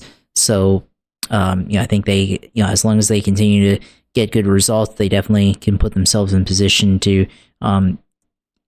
get out of the midfield, which they've been stuck in for the last 2 or 3 seasons, and go out and get a potential contender for the Constructors' Championship and everything, possibly a Drivers' Championship as well. So obviously they've been working hard the last couple of years, and they're finally now getting good results as a team. So for McLaren, good result there. And maybe finally Lando Norris will finally get a win in Formula One. So we'll see what happens there. But as far as the race itself, you talk about mandatory pit stops because of the track limits and concerns over the curbs at circuit corners, and how the severe edge of issue to the tires, to the surface, with how the cars are running over the curbs. And then, of course, they tried to make an adjustment in the sprint, but because the sprint was interrupted for multiple safety cars, they couldn't get enough data, and then they decided to cap the stint limits at 18 laps there. So, it makes it interesting in terms of strategy of when to pit, I guess. it's almost like having stage yellows in NASCAR, and having the Brickyard 400 in 2008, kind of like that in a way as well. So unfortunate for Pirelli, and they couldn't figure that part out, and the track design as well for this racetrack having a factor in that. That's something that you don't want as well. So that was obviously a factor that makes it interesting, but I think if you're a racing team or a racing driver, you definitely don't want to be capped and have to deviate from what your strategy is throughout the season, and what you plan to have your strategy be, and then have to change it in the middle of a weekend. That's definitely not what you want to have, and definitely puts a different wrinkle into the weekend that you shouldn't expect to have. So you have that, and of course the heat issues as well with Qatar, drivers being dehydrated, and then also on top of that you run a sprint race, so that adds to needing to stay hydrated and everything. So that's obviously not a ideal issue there, and you have to wonder if maybe it's too hot in this region to run, and I think if they should run, I think with the track issues that they've had, maybe you have to reconsider having this race on the schedule. So kind of similar to heat issues in other series that we've seen in recent years. So definitely not an ideal thing for these drivers to go through that and have to worry about that. So that was an interesting part. And then of course the issue with Hamilton and George Russell. I have to agree with you there. Just a racing incident, really, but I think Lewis and George Russell, they've got to figure something out here, because they just haven't been able to be on the same page as of late, and now they're causing issues for themselves. Because I think they're both two competitive drivers. You have George Russell trying to prove himself in Formula One. You have Lewis Hamilton trying to claw and get everything he can before time runs out for him. So I think Lewis, unfortunate that he got taken out early there, and possible podium finish potentially, with the good start that he had on soft tires. Definitely taking away a potential good finish there. So we'll see what happens as we'll go into the US Grand Prix coming up, and that track, obviously CoTA, very interesting. So we'll see how the tires are affected there, and if we see somebody else besides Max Verstappen. Now that he's won all the races in the championship, does he just coast the rest of the year and let somebody else win? We'll see. I hope he would just not show up anymore, but I don't think we're going to get that wish. I think he's going to continue winning to set more records. But we'll see what happens. Hopefully McLaren can keep it interesting. Ferrari, because they have qualifying pace, and maybe even Mercedes, they're going to bring a new floor to CoTA for the US Grand Prix. Maybe that'll help in that situation. The championship is over, of course, for both championships, for at least the winning the championships. In terms of the drivers, Perez still holds second in the drivers' championship by 30 over Lewis Hamilton. Alonso is 11 points behind Lewis for third in the drivers. Carlos Sainz is fifth, 8 points ahead of Charles Leclerc.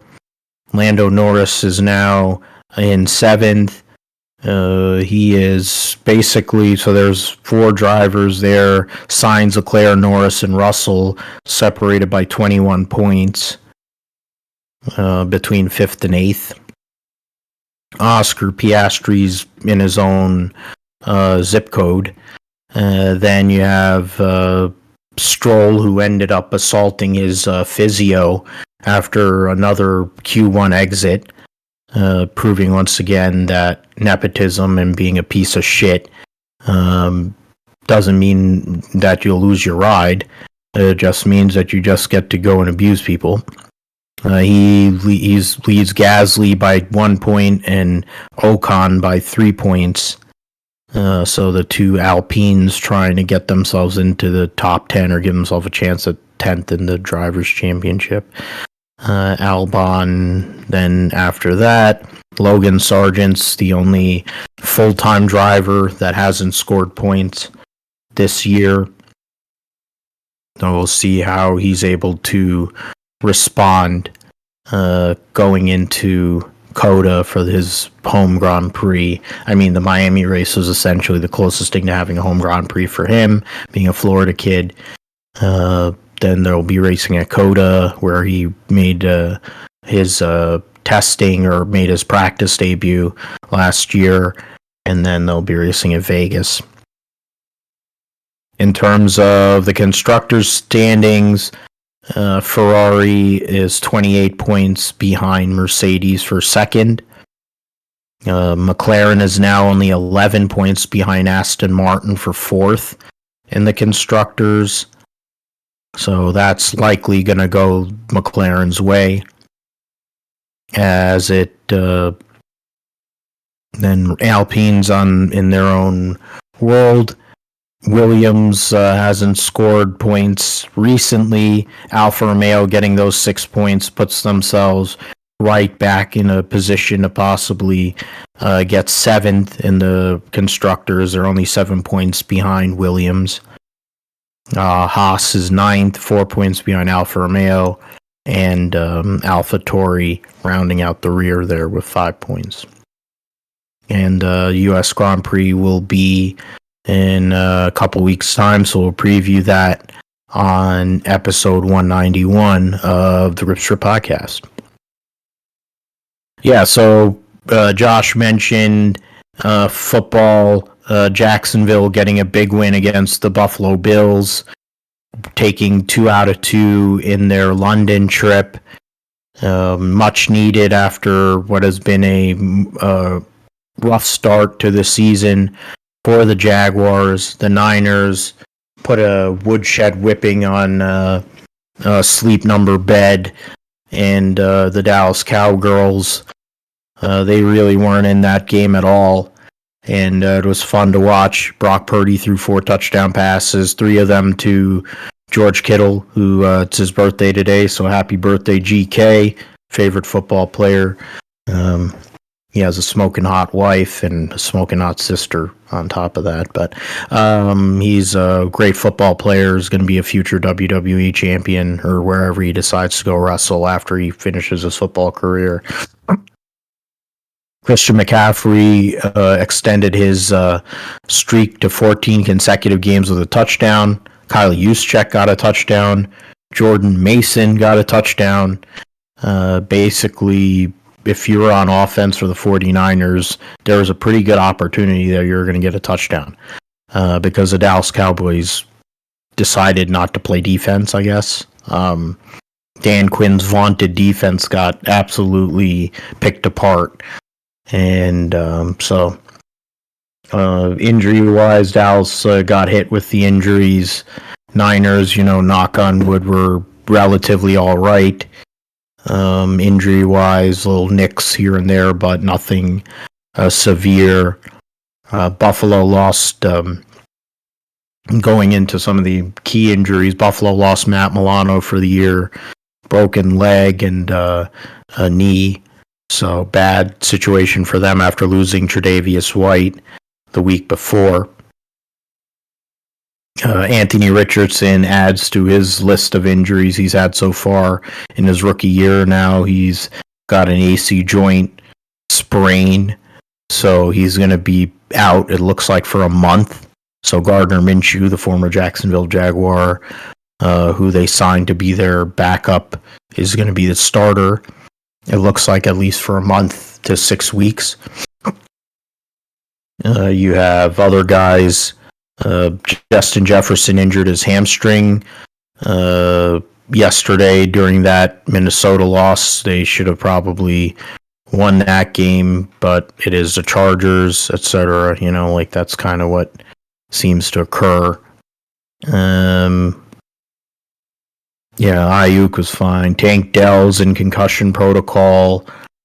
Trying to go through my team at least. This team, Raheem Mostert ends up they put him as questionable. He's got a knee injury of some sort. He's had issues with his knees, with ACLs and all that over the years.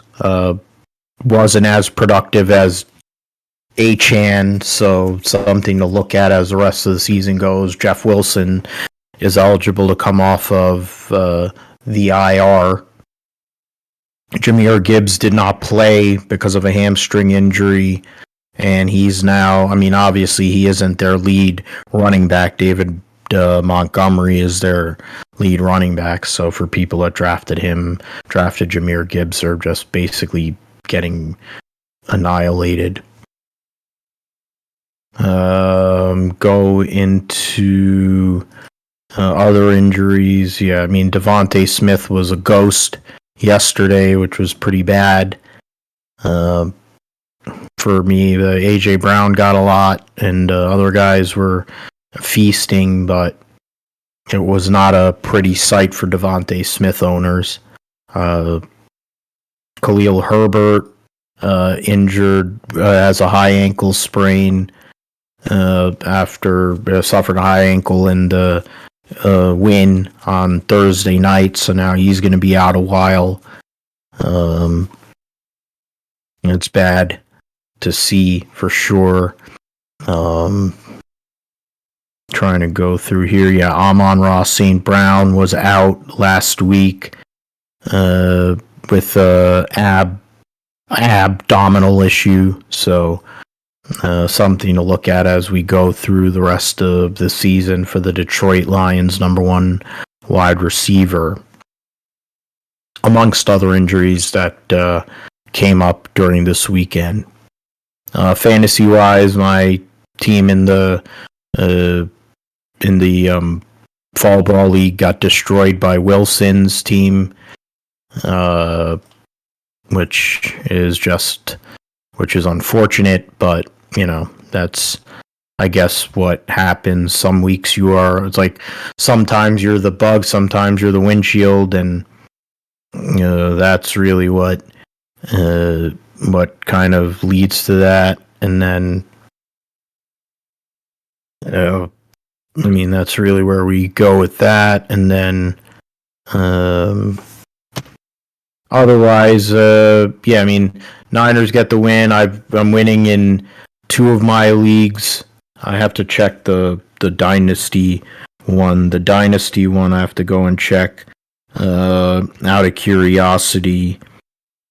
It looks like, because it was somewhat of a contest. Oh no, so we're good. We're actually going to win our first game of the season, so that's nice. It's nice to finally get a win. They're trying, so now Wilson's trying to get Garrett Wilson and Ramondre Stevenson for Najee Harris and Brandon Ayuk. Okay. Yeah, so there's so that's that for me on my end. Josh, I mean, your Jaguars get those 2 wins. Looks like things might be turning around as you have some crucial games as you come back home to this side of the pond. And I mean, the Niners are going to be playing the Jaguars coming off of their bye in a few weeks' time, so that'll be something to look at probably in a month from now. But right now, the Jaguars are in a division that's wide open. Tennessee is just scuffling. Houston takes the loss to Atlanta yesterday on a late drive. Then Indianapolis right now has got a lot of issues injury-wise. So Jacksonville, even with the start that they've had, still on pace to go and meet the goal of getting the division win and getting into the playoffs. It's just that hasn't been as pretty as you probably wanted it to be. I mean, that's going to be the question of this year's team with the Jaguars. I think we expected them to look like what the Dolphins look like right now on the offense, with the addition of Calvin Ridley to the offense. Trevor in his second year under Doug Peterson, and the continued emergence of Travis Etienne, Christian Kirk, Zay Jones, and Evan Ingram. But it hasn't been like that. And, I think all three of the wins that they've had been pretty much grinded out type of wins on the season. And I mean, it's because, they decided not to do anything in free agency, and they were unable to correctly self-scout the issues on offensive line, and unable to bolster up the defensive line properly. So it's going to be things we deal with throughout the rest of the season. But, this win here against the Bills, we got a, grind it out type of win, like I said, because the score was, 11-7 for a good chunk of that game. And then, at the end, Travis Etienne was able to get 2 touchdowns. So that definitely helped me in fantasy, which I'm glad. Trevor Lawrence touchdown to Zay Jones. So they forgot about Zay again there. So gets another score there, and that helped me in fantasy as well. So, for the Jags, Trevor Lawrence, Etienne doing well for me in fantasy. So hopefully that continues. And then defensively, they were able to put the Bills into situations that they didn't want to be in, and cause them to struggle throughout the game. So, Josh Allen versus Josh Allen again. Jaguars, Josh Allen wins.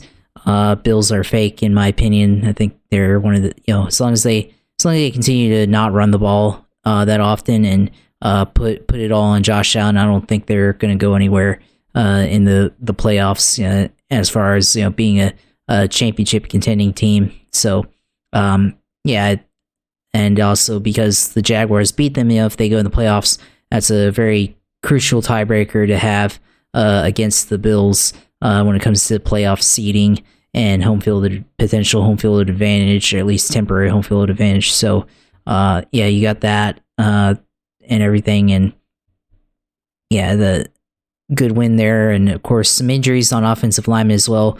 Walker Little had a knee injury, and then Cam Robinson had an injury as well. So still a little bit dinged up there. And I think Cam Robinson came back in the game, but Walker Little left. So that's for offensive line. Still some issues there. So we'll see how it happens. I think they definitely played a little bit better offensively with Cam Robinson back in the lineup at left tackle. So although they still had some issues there as far as penalties and stuff and protection. Trevor had 2 fumbles lost in the red zone in crucial situations. So, still a little bit to work on, but definitely a grind it out type of game. And Gardner Minshew and the Colts coming to Northeast Florida to play against the Jaguars next weekend. So early divisional matchup with both of them having a good record right now. So we'll see if Jaguars can continue to build on their success here in London and go out and get a win against a divisional opponent, get a win against one of the former players that they drafted, someone that I think a lot of people still like here in Jacksonville. So bit of a homecoming there. I think Minshew still has a house here. He may or may not. So that's going to be interesting. And I think as long as they keep him in the pocket this game, I think they'll have an easy victory. That's how you shut down Minshew, is you don't let him get outside the pocket and create like he was able to do when he was here in Jacksonville. So the game next weekend, that's going to be interesting. I'll be there. So looking forward to going to the game and everything. So that's good. Fantasy wise, I already talked about Trevor and Etienne. Got a big game from Brock Purdy, of course. So I was watching that game. Debo had some points as well. So That was good. And then I had good output from Legarius Sneed on defense. Gus Edwards didn't really do anything, but got enough points there to help me out and get a good win. Are you trying to change the points? Because I looked earlier and it was like 201, and then I looked earlier again and it was 193, and then as far as like the total points scored, I adjusted the whatever scoring, so okay. right, so it's, I think I put it back to what it was. So yeah, now it's back to what it should be. You won your matchup. You won it by nearly 100 points. So you'll be the blowout winner this week. So you move up to 5th. You're only a few points behind me, actually, for 4th. There's 1, 2, 3, 4 teams at 3 and 2. As it stands right now, Steve is going to take the lead. He'll be at 5 and 0 after beating Luke. Luke takes his first loss of the season, so that'll be something. Joe stays winless. Manny has lost 4 games in a row after winning week 1. Jeff gets his first win of the year. So that'll be something. We'll see how that all works out. It's a very tight, between 3rd and 7th is a game. So points wise, of course, it all depends. So we'll see about how that goes. So so that's gonna be interesting. And definitely crushed Manny here. Good to crush a Steelers fan there. So I mean, I think, being carried right now by Trevor and ETN and Brock Purdy, and Joe proposed a trade to me, so I'll see about that. He wanted me to trade a running back for a wide receiver, but I don't know. We'll see how it goes. Josh Reynolds, maybe he's coming into it because he had some points this week, and Michael Pittman. We'll see how he does with Minshew in the lineup versus Anthony Richardson. So that'll be interesting. I think we'll see how it goes next week. But yeah, good to have a winning record again after not having falling to 2-2. So good win there, and making it into week 5, and we get out of there and go to week 6. Looking to see who we play this week. I play Wilson next week, so that should be interesting with how his team's been doing. He's been kind of up and down compared to the past, so it's not as strong as what he was in the last couple of years. So we'll see how that goes. Yeah, and I think I'm playing. I have to go and see I have to go and check it out because I was looking at Stat Tracker. Week 6, the lineup. I'll be playing Luke next week. If you mentioned you'll be playing Wilson, Jeff will be playing Steve, Joe and Matt will be playing each other, and then Manny and Vic.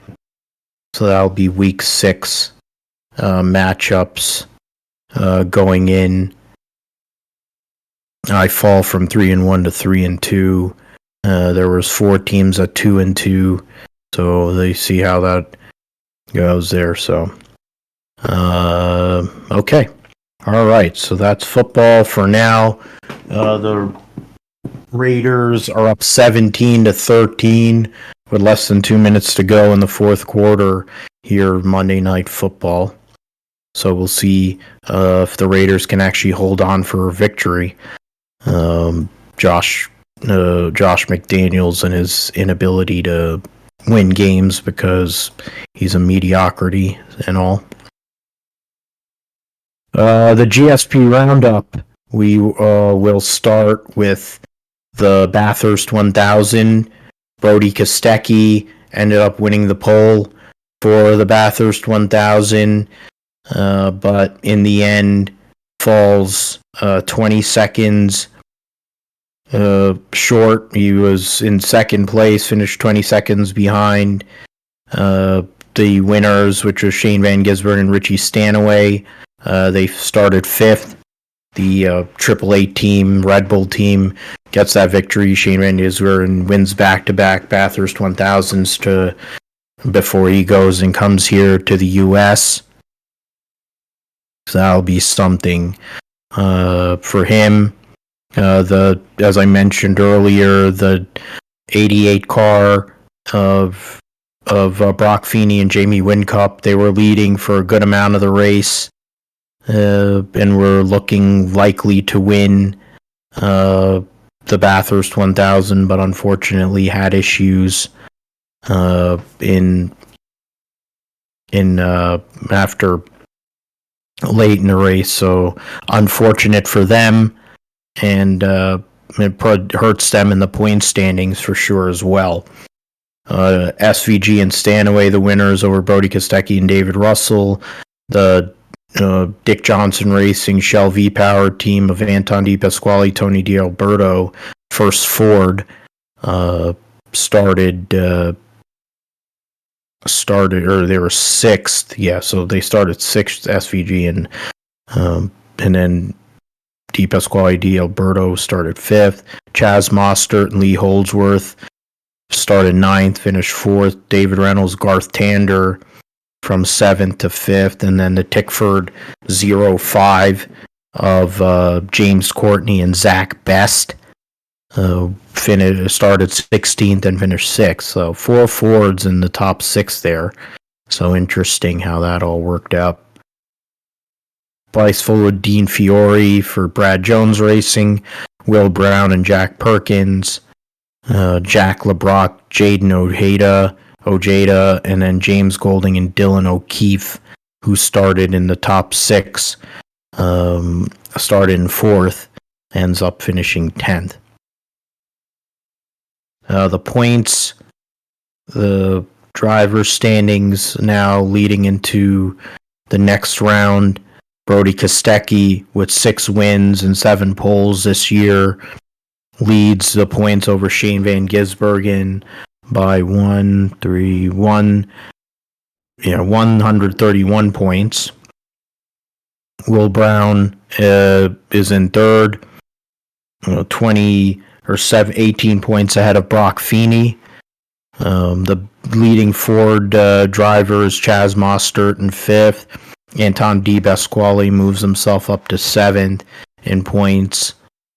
Cam Waters has a nightmare weekend. Former one of the better drivers at Bathurst in recent years has had issues this past weekend. So see how that all works out as they move to Adelaide for the last race of their season, or they're actually the next race. So you have 2 race rounds to go. They'll be at the Gold Coast at Surfers Paradise, and then Adelaide. So that's the end of October, and then the end of November at Adelaide. So 2 more rounds to go. How for the Supercars. MotoGP and Moto2 will be racing in Indonesia this coming weekend. The championship standings: Pecco Bagnaia is 3 points ahead of Jorge Martin. For the MotoGP World Championship riders, Marco Bezzecchi is third, 61 points out of Brad Binder, and Alicia Spargaro is in 5th, 9 points out of Johan Zarco. Vinales, Marini, Miller, Quartararo round out the top 10.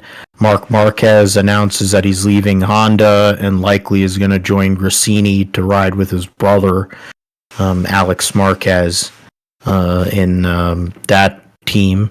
still to be determined if he's going to be riding a new 24 Ducati or if he's going to be racing a 23-year-old Ducati next year. Marc Marquez, who will be racing, taking over his seat at Honda, is also to be determined. It looks like Iker Lecuona, the World Superbike rider, former MotoGP rider, will be taking over that ride. But we will find out what happens with that. In terms of the Moto2 championship, Pedro Acosta has a 50-point lead. He was also announced as a rider for Gas. He'll be racing with Augusto Fernandez next year, and Pol Espargaro is going to take the year to be a test rider and run a bunch of wild cards. He was the one that took the bait and decided he will take the year off, essentially. I mean, he's not taking a year off, but he won't be a full-time rider. That was close. Oh, there was a penalty or something going on. I don't know. It looks like a bunch of questions going on there, but yeah, it looks like the Raiders won. Arbolino in second, Jake Dixon in third, Canet, Lopez round out the top five. Canet, Lopez, Chantra. If you go all the way down, Chantra, Salek, Vietti, and Gonzalez, all 20 points separate those riders. Ayagura rounds out the top 10. In NHRA, moving into the Texas Fall Nationals this coming weekend at Dallas. Texas Motorplex, Doug Coletta takes a 47-point lead into Dallas in his Mac Tools dragster over Leah Pruitt, 51 over Steve Torrance, 77 over Justin Ashley, and 96 over Antron Brown. In Funny Car, Bob Tasca has a 6-point lead over Robert Height, 13 over Matt Hagan, and 33 over Ron Capps. Pro Stock Car, Eric Enders leads by 25 over Greg Anderson, 38 over Matt Hartford, 64 over Dallas Glenn, and 73 over Aaron Stanfield. And in Pro Stock Motorcycle, Gage Herrera, 99 points ahead of Matt Smith, 126 over Hector Rana, and 129 over Eddie Krawick. Gage Herrera, basically, if he can get a round win or two, at least a round win each race here for the next 4 races, I think he's probably going to end up winning his first Pro Stock Motorcycle title. I have a hard time seeing it not being the case there, so we'll see what happens. In terms of the top alcohol dragster category, Tony Stewart is 3, and then 14, 9, 5, 50. No, that's not right. 6. It's 6 and 57. Yeah, it's 63 points behind Julie Natus, who has run one less national event than Tony, and they've run the same amount of divisional events. I think you're able to run 7 divisional events, so they have to both run one more of those. I think the maximum is 8 in the national, so with the Lucas Oil Championship, each driver and top earn points at the first 5 regional and first 10 nationals. A driver's best 3 regional and best 7 national finishes from their eligible points, will constitute their Lucas Oil Drag Racing National Championship points total. Regional, for home region, points up to 7 regional events we credit with their best 5. So, still a lot to play for. Tony still in position to possibly win the top alcohol dragster title. He has 2 more national events he can put in for versus 3 for Natus. And, so in terms of the divisional rounds, it's a little closer. So see how that all works out.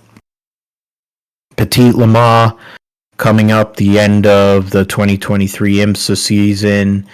A lot of things moving in terms of sports cars, but championships to be decided. The Drivers' Championship, you have the Wheel and Engineering 31 with Pippo Durrani and Alexander Sims. They'll have Jack Aitken as a third driver. They're trying to hold off the Porsche Penske Motorsports team of Tandy and Jaminet, Lawrence Vantor. And you have also the Ricky Taylor, Felipe Albuquerque, Lee Deltraz, Konica Minolta, Acura. They're also in play, and I think one of the BMWs is in that as well. Last race for Meyer Shank Racing with Acura before they give that car over to Wayne Taylor and Andretti Racing. There will be 10 GTP cars with the 2 customer Porsches from JDC Miller and Proton. And then the 2 BMWs have been there all year, the 2 Acuras, the 2 Porsches from Penske, and then the 2 Cadillacs from Ganassi and Wheel and Engineering. And LMP2, 9 entries. The championship has been determined, I believe, in that not the 52, but I think the 04. I shouldn't say that as though it's absolutely. I should go and tell the LMP2 championship going. Okay, so that wasn't championships on the line. Yeah, Joseph Newgarden is going to be making his debut at Petit Le Mans in a prototype driving the number 7 with Matt Campbell and Felipe Nasr, so that'll be interesting. Grand Sport Touring Car Class Championship. Oh, that's Michelin Pilot Challenge. That's not what I wanted. Yeah, so for LMP2, is a 3-2 drivers standings. LMP2 Pro-Am winner Lassar, Stephen Thomas, George Kurtz. Thomas and Mikkel Jensen lead the standings in the number 11 TDS car, while Paul-Loup Chatin and Ben Keating 20 points back into 52, fielded by PR1 Matheson. Kurtz and Ben Hanley are 100 points back. So those are all the teams that are involved in that for the driver teams, and then also for the Truman Trophy.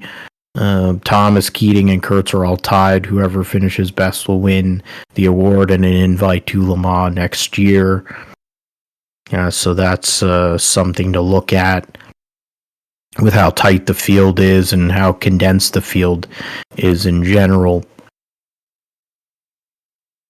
Trying to get through. Yeah, FAF Motorsports going to McLaren. I mentioned that. Aston Martin's going to be racing in both IMSA and in WEC next in 2025 with their Valkyrie car. So that'll be cool to see that car make it out on the grid. In LMP3, you got AWA, you have the Andretti Autosports actually running with Glenn Van Berlo, Chavez, Jared Andretti. The last time they'll be racing in that category before they go and commit to GTD. There will be last race also for Carl Robinson, Felipe Fraga, Josh Bourdon, and the Riley 74. They'll be moving up to LMP2 next year. Pietro Fittipaldi coming back to race for Rick Ware. I see some of these other ones. Yeah, Josh Pearson, blah, blah, blah. GTD Pro.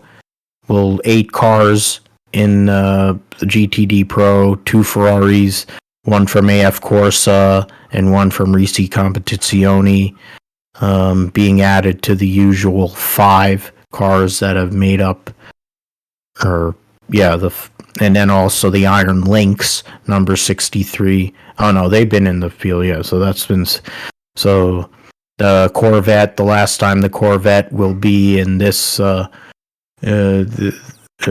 with the GT2 combination, Garcia, Taylor, and Milner, before they become a customer team, the Corvettes. Then you have the last race for FAF as a Porsche team. Vassar Sullivan with Hawksworth, Barnicoat, Kyle Kirkwood. Harder Racing announced that they're going to be racing that Aston Martin in GTP in a couple of years' time. Hawksworth, Barnicoat, Ross Gunn, Alex Riberas, David Pittard. Then you have Iron Lynx with Lamborghini and 2 Ferraris, and then WeatherTech with the Mercedes. GT Daytona, 19 cars in that field. That Paul Miller Racing's won the Sprint Cup, won the regular they won the title for the Sprint Cup, and then in general for the class. So it's just about the Michelin Endurance Championship for some of these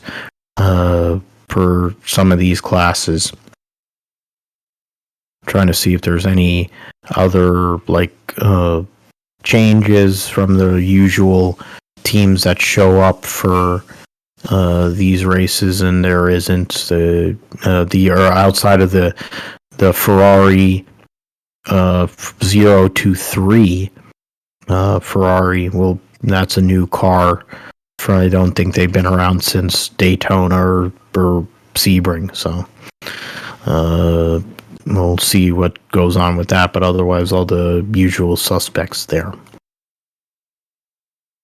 Nothing else that I saw of significance. So we'll move forward to the Cup and Xfinity at Las Vegas.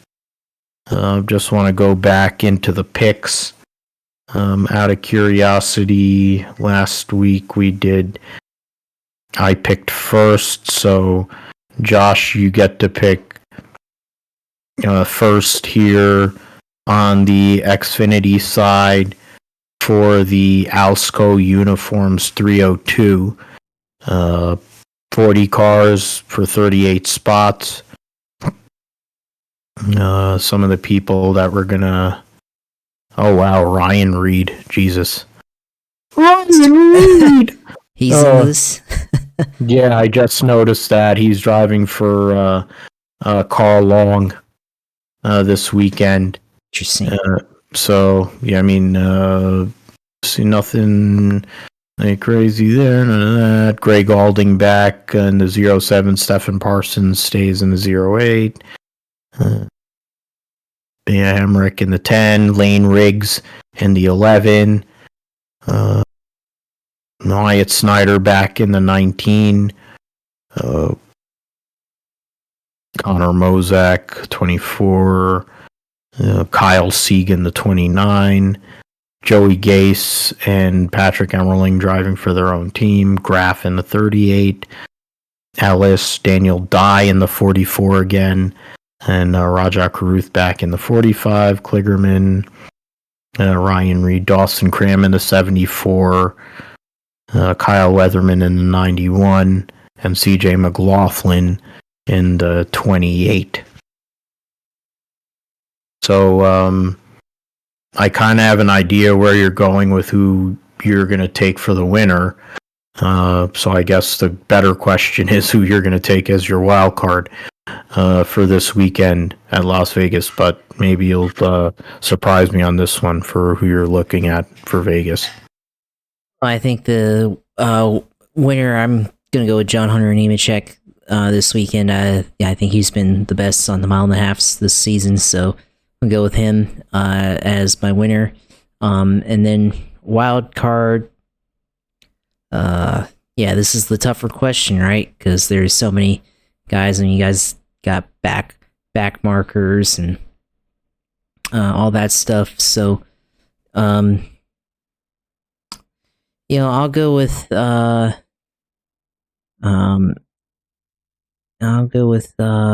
see here. I'll go with Parker Retzlaff. Let's see. He's done well in mile and a halfs, relatively speaking. So I'll go with him, see if he can get a top 15 finish here. So, or top 10, something like that. So that's gonna be interesting. But yeah, the Xfinity Series here at Las Vegas. Yeah, I mean, I almost wanted to go Austin Hill for the sweep, but I think John Hunter is just a little bit better than him on pace right now. So I see him winning this more than I do Austin Hill. Yeah, by doing that, he locks himself into the Final Four. It's not like I would doubt that he would make the Final Four anyway, but if he wins, then he locks himself in and gets a couple of weeks to prepare for Phoenix. He's been in that position before in the Truck Series and promptly spit the bit driving for Kyle Busch Motorsports. So we'll see what happens if he were to get into the same position here for Gibbs, the team that won the championship last year. For me, I am going to go with... I'm going to end up going with Cole Custer. It'll be his first win on an oval this year. It probably would make more sense for me to pick him at Homestead, but I would have picked Josh Berry, but it doesn't seem like the momentum is going their way.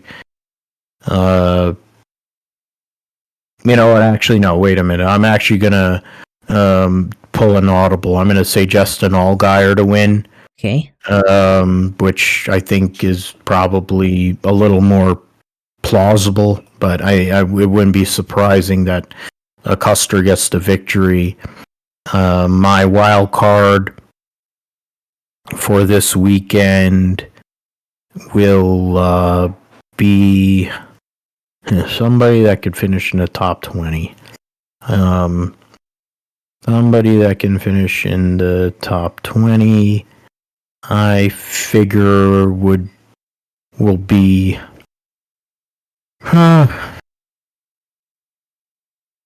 Yeah, man, this is a tough one. I will go with Stephen Parsons. Why not? You can't go wrong with the mullet. Stephen Parsons. These ran pretty solid for what the equipment is there, so that's what I'll go with. So Allgaier to win, Parsons wild card. Vegas Cup Series. Delete that. I'm actually going to delete that because I'm not ready to just delete. Yeah. All right, so we'll move on to the Cup Series South Point 400 at Las Vegas. Chastain will be racing Worldwide Express this weekend. Auto Trader on Gumby's car. BetMGM on Bald Spot Dylan. Mobile One for Kevin Harvick. Valvoline for Larson. Build Submarines for Keselowski. Nagu for LaJoy. Morgan and Morgan for Kyle Busch. Lumar Window Film for William Clyde Elliott II. IHOP again for Eric Almirola. Mavis for Hamlin. Menards for Blaney. Code 3 Associates will be on the 14 for Chase Briscoe. Brennan Poole will be driving the 15. AJ Allmendinger, Nutrient Ag Solutions. Chris Buescher, Travel Centers of America. Bass Pro for Truex. Ream for Christopher Bell, Dex Imaging for Harrison Burton, Benzoil for Logano, DoorDash and Roku for Bubba, Relay Payments for William Byron, Leaf Filter for Haley, to be determined for McDowell, Frontline Enterprises, whatever that is, for Todd Gilliland, Haas Tooling for Ryan Preece, Hocevar and Jones with the Maury Gallagher sponsorship, Tyler Reddick with the Jordan brand, Richard with Smith's and Drumstick Ice Cream on the 47, Ally, Bowman, Yaley in the 51, Monster Energy for Keebler, Gainbridge on the 77 for Ty Dillon, BJ McLeod, and then Tootsie's for Daniel Suarez. All right, so Vegas, first race of the round of 8. Who will give themselves a chance to possibly lock themselves into the final 4? I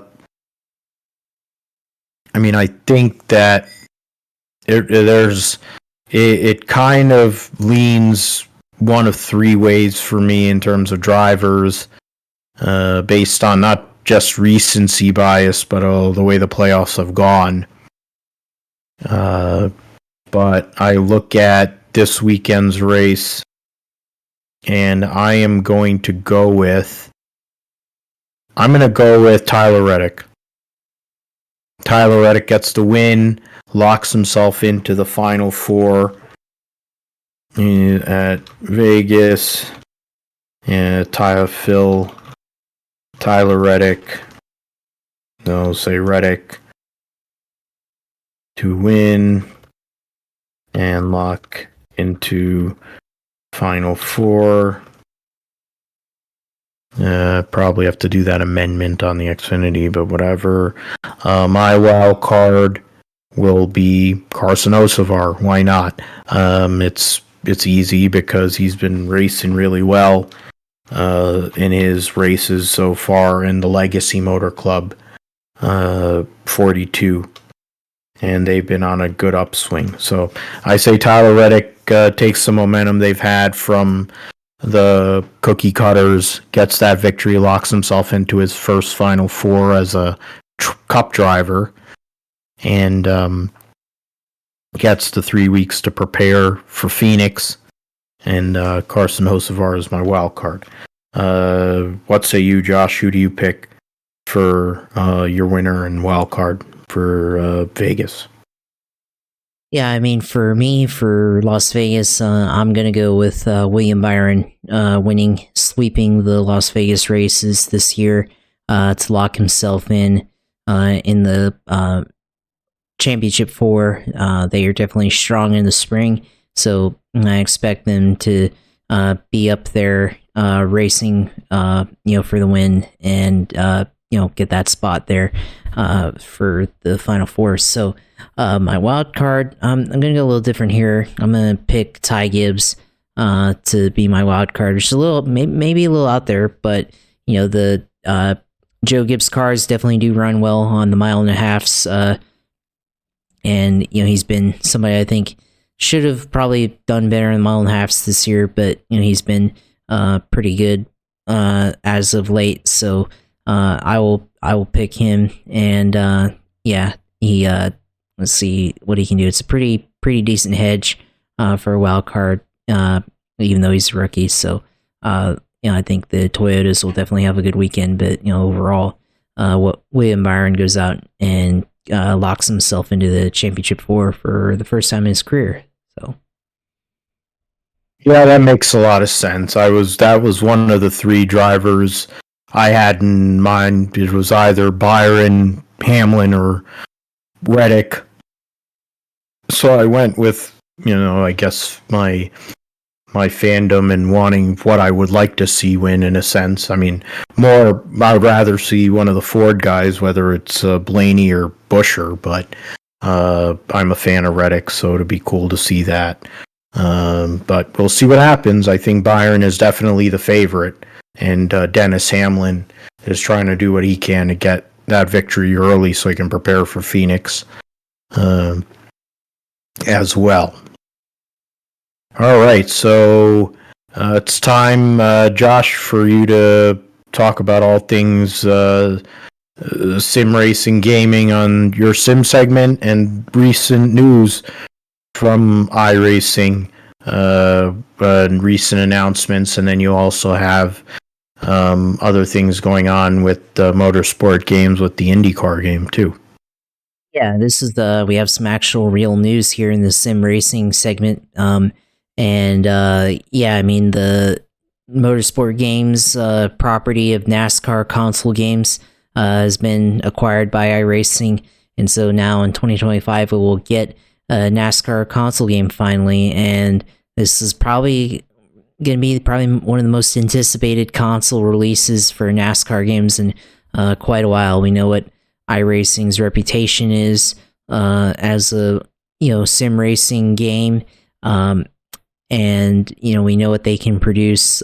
They've already had years and years of with producing content for NASCAR on all three series. So they've had the simulation aspect down relatively. I mean, they've had issues, but they've had that part down for quite a while. They've had the tracks down for quite a while. So the other part is just to make it enticing for gamers. Obviously, they've had a simulation part of it. I mean, if they wanted to, they could probably just make the Xbox and PlayStation and Nintendo Switch versions relatively quickly for just the racing simulation part of it. But of course, the game aspect is do they want career mode or season mode or anything like that, or single player mode AI racing. We've seen them this year add AI racing to their platform on the Cup Series and expanded that through multiple series that they have, multiple cars on the PC games. So now they're expanding into console games. So expect this one to look like iRacing, similar to it. So definitely looking forward to seeing this come out. We'll see how it goes with the development and what modes and aspects are they going to put into this game. Definitely hopefully it's something similar to what we had the EA Sports, where you had the career mode where you could start from scratch and work your way up through the ranks, or something like that, or have a full season mode where you could race as one car and go throughout the season. I did that before, and I liked that. So in the EA Sports game, so that should be interesting. But yeah, NASCAR has been partnered up with iRacing for years on the PC side, and now they're going full circle on the console side, and I think it'll be good for both partners. NASCAR having a credible partner here in the console side to help them get outreach to people who play console games, and then on the other end, iRacing gets more exposure from the console side, and if they have a good console game for NASCAR, then maybe they'll draw in people for the simulation on PC to play their other sim cars and besides NASCAR. So that should be interesting. Keep in mind that they've also had a partnership with the World of Outlaws game that's been out for a couple years now, or a year and a half or something like that. So I think that game's been doing pretty well. So obviously iRacing, very established, certainly has a lot more credibility in the industry than Motorsport Games does. So looking forward to seeing how this comes out. And on the other end, yes, the IndyCar game, which for whatever reason, it's like, well, they've been halted development on it. I've seen screenshots and stuff of what the game looks like, but I don't think it's ever going to come out. And Motorsport Games, I don't know what they're doing. Roger Penske, please make rectify this decision and get them back with iRacing or whoever, and maybe have iRacing make an IndyCar game on console. Go back full circle to the very beginning when Papyrus released the first true motorsport simulation with Indianapolis 500, the simulation back in the late 80s, I think. So why can't we do that for the IndyCar game, and then also get back the Indy 500 on iRacing, and so that me and other people can go on there and try to win that race like I did last year. So we'll see how it goes, but this is a pretty significant development here, and I think a lot of people are going to be looking forward to playing a true NASCAR console game for the first time in several years. So that's going to be something to look forward to. As far as the iRacing part, or when my iRacing, as far as that goes, been concentrating on the Draftmaster Series, Daytona, racing the 87s and the repaved Daytona, and I had to go find some setups online to go out and try and run there. So I did that and ran several races, avoided a ton of wrecks, got some wrecks that I just narrowly missed somehow.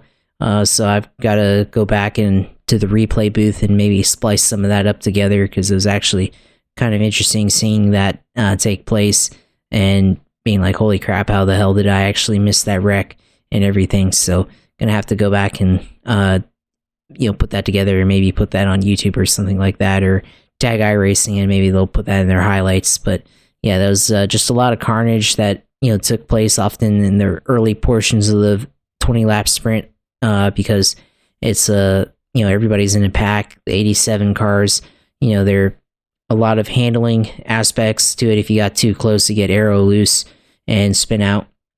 Certainly happened to me towards the end of a tire run, and the racing where you get spread out and tires are worn out, and somebody gets up on you and on your rear bumper, and you get aero loose and spin out pretty quickly. So had that happen a couple times. Had a couple times where I just got loose and was trying to save it, and then somebody just couldn't lift and ran in the back of me. So I had that a couple of times as well.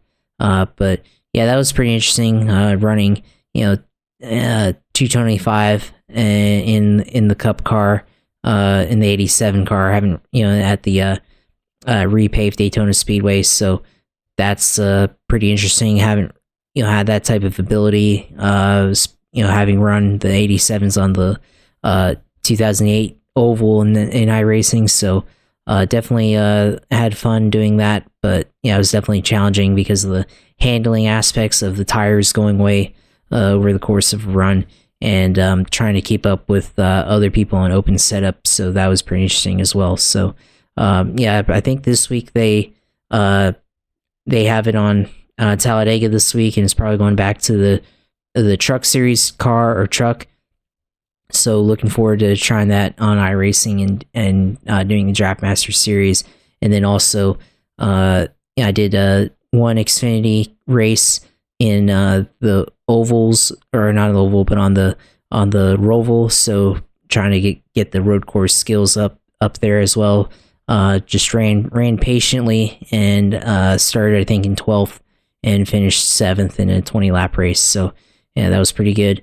And I think this week on iRacing it's going to be NASCAR at Las Vegas, NASCAR, all the 3 series at Las Vegas, and might have to get, I actually don't have Las Vegas, so maybe I have to get that one and get on there for this week's series of racing.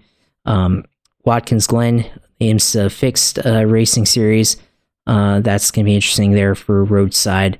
Got the Formula Fords at Elron Park, which is always a good one. The Toyota GR Series GR86 at Knock Hill Racing Circuit, LMP2s at Watkins Glen as well. So a little bit of Watkins Glen there late in the year. Mustang Skip Barber Challenge at Indianapolis Motor Speedway Road Course, always good for me, being able to run there. LMP3s at Imola at Autodromo Internazionale Enzo Di Dino Ferrari Grand Prix circuit there. If you got the let's see, I guess the Formula One Grand Prix series at Spa, that's gonna be interesting as well. You have the looking at the other tracks, and then MX5 at Oran Park Raceway as well. So that should be fun.